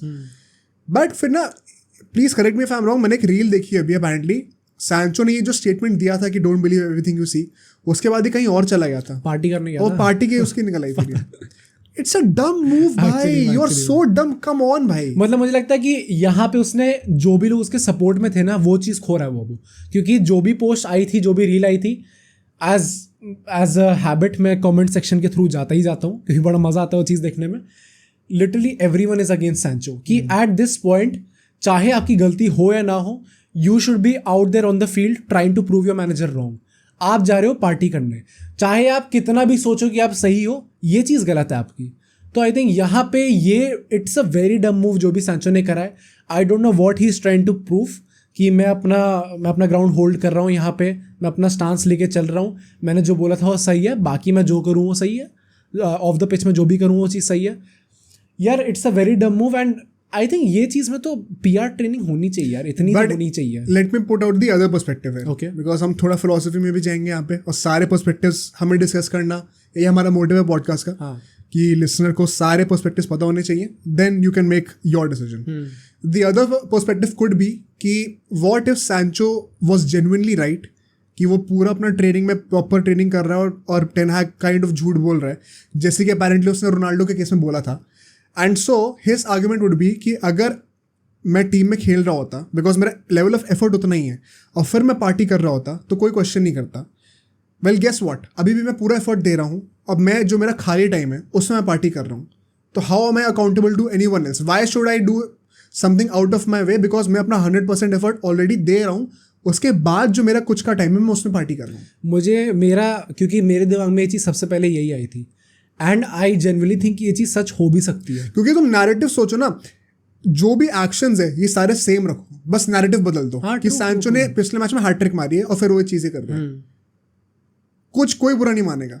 How do think about? मुझे ऐसा लगता है कि देर आर सम थिंग्स जो कि आपको एक सर्टन वे में पोर्ट्रे करनी पड़ती हैं at a certain point of time. जब आपको पता है कि आपका आधा फैन बेस डिवाइडेड है जो कि आपके अगेंस्ट है, you should not be doing these things. मतलब करो भी तो आप अपने घर में करो, जिससे आप पकड़े न जाओ. बट देन बात वही है ना, your job is to play football. यार वो पीपल प्लीजर नहीं हो. मतलब आप सही, एक इन एन आइडियल वर्ल्ड ये चीज़ सही है, और अगर ये दोनों पर्सपेक्टिव बाहर होते, सबको सच पता होता, टेन हैग का भी अगर वही चीज़ कर भी रहा है, तो सबको ये चीज़ समझ में आती. बट व्हेन यू नो कि यार आपकी टीम भी हार रही है, आप परफॉर्म भी नहीं कर रहे हो, आप सेलेक्ट भी नहीं हो रहे हो, चाहे आप ट्रेनिंग पे 100% दे रहे हो या नहीं दे रहे हो, द ऑफिशियल स्टेटमेंट इस कि आप नहीं दे रहे हो मैनेजर की तरफ से, एंड आप अपना कितना भी स्टांस दे दो, वी ऑल नो कि अल्टीमेटली लोग मैनेजर की ज़्यादा सुनते हैं Right. इस सब चीज़ों पे. तो आपको ऐसी हरकत क्यों करनी है जिससे फैन बेस आपके और अगेंस्ट हो जाए? मेरा बस पॉइंट ये है, आई नो कि इन एन आइडियल वर्ल्ड आपके ऑफ द पिच, आप अगर ऑन द पिच आप अपना पूरा एफर्ट डाल रहे हो, ऑफ द पिच आप जो करो मैटर नहीं करना चाहिए. बट वेन यू नो कि things are not going right for you, why do you have to provoke the fans? मेरा बस ये पॉइंट. मतलब वही बात है ना कि you have to make peace with the fact कि आप एज अ फुटबॉलर आपसे फुटबॉल नहीं खेल रहे हो. हाँ ट्रू. एंड इसलिए मेरे को लगता है कि शो पुट अप करना पड़ेगा. मुझे लगता है कि ये PR ट्रेनिंग होनी चाहिए थी इसकी, इस बेसिस पे तो एटलीस्ट. क्या ही कर सकते हैं भाई? वही क्या ही कर सकते हैं, मतलब आई थिंक इसमें मैं वही I am open to the fact कि शायद उसकी गलती नहीं है. हाँ same. And he is just on the other hand I could say कि एटलीस्ट वो ऑनेस्ट हो रहा है अपने बारे में लेके, he is not faking it कि नहीं भाई मैं बहुत सीरियस हूँ, मैं घर में बैठ के रो रहा हूँ, ये सब नहीं कर रहा है वो. But that's the cost sometimes that you have to pay. But एक और कॉस्ट है जो पे करनी पड़ रही है एक और प्लेयर को, विच इज हैरी मैग्वायर. और ये लास्ट टॉपिक होगा, यहीं से एंड करते हैं पॉडकास्ट को. भाई साहब को कुछ अलग कॉस्ट पे करनी पड़ रही है. इसका एकदम अलग है भाई, इसको चांसेस बहुत मिल रहे हैं खेलने को. बट कुछ बातें ऐसे हो रही है बेचारे के, मतलब पता है at this point of time a kind of pity. मुझे बहुत गंदा लग रहा है उसके लिए एक्चुअली में, ऑनेस्टली. मतलब इतना अनलकी कौन हो सकता है भाई, इतना अनलकी. एंड आई थिंक कि मतलब वो उस स्टेज में आ गया अपनी इस टाइम पे ट्रोलिंग के, कि लोगों ने इतना ट्रोल कर दिया उसको कि उसका self confidence is genuinely zero. All दो उसने ये कहा है कि मतलब ऐसा नहीं कि अप्रिशिएट दिस जो हो रहा है, बट मैं आई एम स्ट्रॉन्ग हेडेड और मैं इसे मैनेज कर लेता हूं. मम्मी ने भी जो स्टोरी डाली उसमें ये चीज़ बोली उन्होंने. एंड उसने इनफैक्ट ये कहा है कि in a way it is good if you look at the positives कि साइड रोलिंग मेरे को हो रही है जिससे मेरे टीममेट्स के ऊपर प्रेशर नहीं आ रहा और वो अच्छा खेल पा रहे हैं. आई थिंक वो थोड़ी मैच्योर स्टेटमेंट्स दी हैं उसने टुवर्ड्स क्रिकेट. मुझे लगता है कि ये वैसे टाइप की स्टेटमेंट्स है जो कि इन एन आइडियल सिनेरियो कोई भी मैच्योर प्लेयर यही स्टेटमेंट देता है ultimately. Obviously you would not, if you are, अगर आप थोड़े से भी इमोशनली स्ट्रांग हो, you would not want to accept the fact कि आप लोग, मतलब आप वल्नरेबल नहीं होना चाहोगे मीडिया के सामने जब ऑलरेडी आपकी इतनी ट्रोलिंग हो रही है. But how do you feel about his mother getting involved in all this? यार मुझे लगता है कि वो एक, हर किसी की मम्मी ऐसी होती है यार, जब उसके बच्चे के साथ इतना ज़्यादा गलत हो रहा है यार. इट्स नॉट इवन कि बहुत थोड़े कम टाइम से चल रही है चीज़, 2 साल होने वाले हैं इस चीज़ को. 2 साल से वो बंदा लगातार ट्रोल हो ही रहा है. आई नो कि काफ़ी ट्रोलिंग वो डिजर्व करता भी है. एंड मैं थोड़ा उस माइंडसेट से आता हूँ इन जनरल कि अगर आप कुछ गलत कर रहे हो, यू शुड नॉट एक्सपेक्ट कि दुनिया एकदम परफेक्ट है और आपको कुछ कहेगी नहीं. अगर आप अच्छा परफॉर्म नहीं कर रहे हो तो इट इज़ वेरी नेचुरल कि आप ट्रोल हो गई होगे. इनफैक्ट 2022 में एक वो ट्विटर पे एक रिसर्च पूरी रिपोर्ट आई थी कि सबसे ट्रोल्ड प्लेयर कौन से हैं, तो उसमें रोनाल्डो टॉप पे था. उसके बाद मैग्वायर आता था. तो जब रोनाल्डो ट्रोल हो रहा है तो आप तो ट्रोल हो गए ही होगे. बट इट्स जस्ट दैट कि एज अ ह्यूमन आपको थोड़ा गंदा लगने लग जाता है कि आपकी इतनी ट्रोलिंग हो गई है कि आप बिल्कुल ही परफॉर्म नहीं कर पा रहे हो, आपका सेल्फ कॉन्फिडेंस एकदम ही जीरो हो चुका है. आई थिंक वही फर्क यहाँ पे ये है कि रोनाल्डो की जितनी ट्रोलिंग होती है उतनी सपोर्टर्स भी हैं. मैग्वायर कोई सपोर्टर ही नहीं है. ट्रू. और मैग्वायर का सपोर्टर कौन है? गैरेथ साउथगेट और अर्जुन की पूरी टीम है. उसके अलावा फैन में कोई सपोर्ट नहीं करता फैन बेस में. एग्जैक्टली. और मैग्वायर ने यूनाइटेड के लिए भी ये कहा है कि अभी सीजन की स्टार्टिंग ही हुई है और मेरे को कोई मैचेस खेलने को नहीं मिले. बेसिकली उसने ये कहा है कि इस टाइम पे सब मार्टिनेज, वरान, ये सारे लोग अपने टिप टॉप कंडीशन में थे. टिप टॉप मतलब परफॉर्मेंस वाइज तो नहीं थे बट एटलीस्ट फिट तो थे. एंड अभी जो जैसा स्केड्यूलिंग चल रही है वो हफ्ते में 1 मैच हो रहा है बेसिकली. जैसे जैसे मैचेस बढ़ेंगे नेचुरली आपको मेन प्लेयर्स को रेस्ट भी देना पड़ेगा. एंड इस टाइम पे तो मार्टिनेज और वरान दोनों ही इंजर्ड है, तो नेचुरली आपके मैग्वायर का चांस बनेगा ही बनेगा. आई जस्ट जेन्युइनली होप कि इस चांस को वो ही just grabs it by the neck and perform करता है इस बार. पर पता है ऐसी ट्रोलिंग हुई है इस लेवल की कि कुछ हद तक ना हमारा भी ब्रेन वॉश तो हुआ है. मतलब I can't see him being a top class player. हाँ सेम. मुझे लगता है परफॉर्म अच्छा करेगा तो भी मेरे को दिमाग में होगा तो मैग्वायर है. हाँ एग्जैक्टली. वो उसकी जो गुडविल होती है ना वो इफेक्ट हो गई है. हाँ राइट. और इसमें ना एक ये लास्ट क्वेश्चन है पुट फोर्थ करूंगा. जो तुमने कहा ना कि गंदा परफॉर्म करोगे तो ट्रोल तो होगी. Do you like how do we decide ये एक अनफेयर वाली कैटेगरी में जा रहा है या फिर जस्टिफाइड है? बिकॉज लेट्स बी ऑनेस्ट भाई 80 मिलियन कुछ पे आया था वो जब यूनाइटेड आया था. कैप्टन था वो. उसकी स्टेटमेंट्स ही कुछ बहुत ज़्यादा वो नहीं रही हैं, एक्सेप्टिंग नहीं रही हैं. हमेशा अपने आप को वही बोलता था कि नहीं भाई मैं हूँ ऐसे defender, I am very confident about my performances. कुछ खराब करके आया मैच में तब भी एक्सेप्ट नहीं करता एग्जैक्टली वो. आई थिंक ये पहली बार मैंने उसको इतनी मैच्योर स्टेटमेंट्स देते हुए बोला है. एग्जैक्टली. तो क्यों नहीं होगा ट्रोल वो? मुझे लगता है कि ये चीज़ काइंड ऑफ रोनाल्डो के साथ भी मैंने एक्सपीरियंस करी थी. क्योंकि रोनाल्डो भाई with all due respect I think कि इस टाइम पे जो रोनाल्डो स्टेटमेंट्स दे रहा है in Saudi Arabia while being in Saudi Arabia वो बहुत डिफरेंट है जब वो यूरोप में देता था उससे. हाँ ऑफ कोर्स. आई थिंक कि थोड़ा basically he got humbled sort of. Oh मतलब आई नो कि स्पेसिफिक वर्ड्स में थोड़ी हार्श लग रही है बट अगर आप एक जेन्युइन इस पीछे की फीलिंग देखें तो आप समझोगे इस चीज़ को कि basically he got to know कि he is not that player now. And Maguire I think कि जब 80 मिलियन में आया था उससे पहले भी to be very honest I don't think वो बहुत ही एकदम वर्ल्ड क्लास लेवल का प्लेयर था जब वो आया भी था. बट जब वो आया फिर आते ही बहुत ही कम टाइम में उसे कैप्टन भी बना दिया. It is very possible being an English player also क्योंकि उसको कितनी ज़्यादा बैकिंग मिली थी टाइम पे पंडित से. एंड वही पंडित आज के दिन में उससे दिन भर गालियाँ देते हैं. उस टाइम पे इट कैन हैपन कि आपकी सेल्फ कॉन्फिडेंस जो भी है, ईगो जो है बहुत ज़्यादा बूस्ट हो गई हो। एंड इसलिए हम लोग उस टाइम पे ऐसी स्टेटमेंट सुनते थे उससे कि गलती उसकी है, ओन गोल उसने मारा और उसने कहते हैं हाँ हमने एज अ टीम अच्छा परफॉर्म नहीं करा। एग्जैक्टली ना, तो मैं वही कह रहा हूँ कि कोई आपको ट्रोल क्यों नहीं करेगा फिर। हाँ हाँ हाँ। So how do we know, मतलब if you have an answer to this, how do we know कि ये चीज़ अनफेयर कैटेगरी में जा रही है या फिर ये तो ऑब्वियस था? मुझे लगता है कि with all due respect to what all is happening, मुझे लगता है कि इस टाइम पे भी अनफेयर कैटेगरी में नहीं जा रही। नहीं जा रहा? हाँ बिकॉज भाई उसकी मम्मी आएंगी पीटने के लिए। यार अल्टीमेटली स्कॉटलैंड के अगेंस्ट भी वो बंदा आया और आती ऑन गोल मार दिया। यार कोई भी बंदा ऑन गोल मारता तो ट्रोल तो होता ही है। मतलब मेरा वही पॉइंट है कि मैं समझता हूँ ऑन अ ह्यूमन लेवल कि यार हाँ एक इंसान के साथ सिंपथाइज करना चाहिए and we should always know where to draw the boundary. Always criticise, मतलब you can criticise his professional performance but तुम पर्सनल नहीं हो सकते उस चीज को। Right right. And at this point वो सारे मीम्स है वो सब पर्सनल हो रहे हैं। बट वही बात है ना कि the world is not fair. और ये मेसी रोनाल्डो के साथ भी होता है, विराट कोहली के साथ होता है। एग्जैक्टली। तो कैसे नहीं होगा ये चीज़? मतलब मुझे लगता है कि इस टाइम पे ये चीज़ अगर कुछ चीज़ बचा सकती है उसे, दैट इज कि अगर सबका अपना एक मॉरल कैरेक्टर बाहर आए, ह्यूमन इमोशन बाहर आए। हाँ, क्योंकि आई थिंक वर्ल्ड पीस कुछ लोगों का तो आ रहा है शायद कुछ लोगों का धीरे धीरे सपोर्ट आ रहा है कि यार कौन है भाई इतना मत बोलो। मुझे लगता है इंग्लिश पंडित्स वगैरह सब नहीं आ रहे, बट अगर हम लोग इंग्लिश फैंस की बात करें ना, आई नो कि क्लब लेवल पे उसकी बहुत ट्रोलिंग होती है, मैनचेस्टर यूनाइटेड फैंस भी ट्रोल करते हैं, बट अगर हम लोग जब इंग्लैंड के मैचेस होते हैं, एक बंदा उससे बू नहीं करता, कभी भी कोई भी नहीं करता। To be very reasonable, he has not been bad with England. Exactly. He has been decent. तो मुझे लगता है कि यार वो पोटेंशियल तो डेफिनेटली है उसमें कि अगर आप वर्ल्ड क्लास लेवल के भी नहीं हो तो आप एक डिसेंट सेंटर बैक हो। भाई अभी पता है इस वक्त मेरे दिमाग में सारी वो रील्स आ रही हैं जो जिसमें उसका वो होता है ना, परफॉर्मेंस दिखा रहे होते हैं कि क्या कर रहा होता है वो। हाँ। मेरे को वही लगता है यार कैसे नहीं होगा ट्रोल यार। थोड़ा क्लमजी लगता है वो, बहुत क्लमजी लगता है ऑन द पिच। एंड भाई his comments after the games don't help. Exactly. So हाँ, मतलब मैं वही कहूँगा, I would appeal to his mother as well. I can understand her sentiment, but unfortunately दुनिया ऐसी चलती है। और सोशल मीडिया में तो भाई हर किसी को एक ना वो फ्रीडम मिला हुआ है कि आप कुछ भी बोल दो without the possibility of getting caught, because आप अकाउंट का नाम कुछ भी रख सकते हो, फोटो हटा सकते हो अपनी। राइट। सो ये इनएविटेबल है and like credit to Maguire कि वो अफेक्ट नहीं हो रहा इस चीज़ से। If he is saying that, I am sure थोड़ा बहुत तो लगता होगा, बट टू हिज क्रेडिट भाई at least publicly he has maintained his composure. So I respect him for that. But if only he starts performing on the field as well, he could script a great comeback story. Exactly.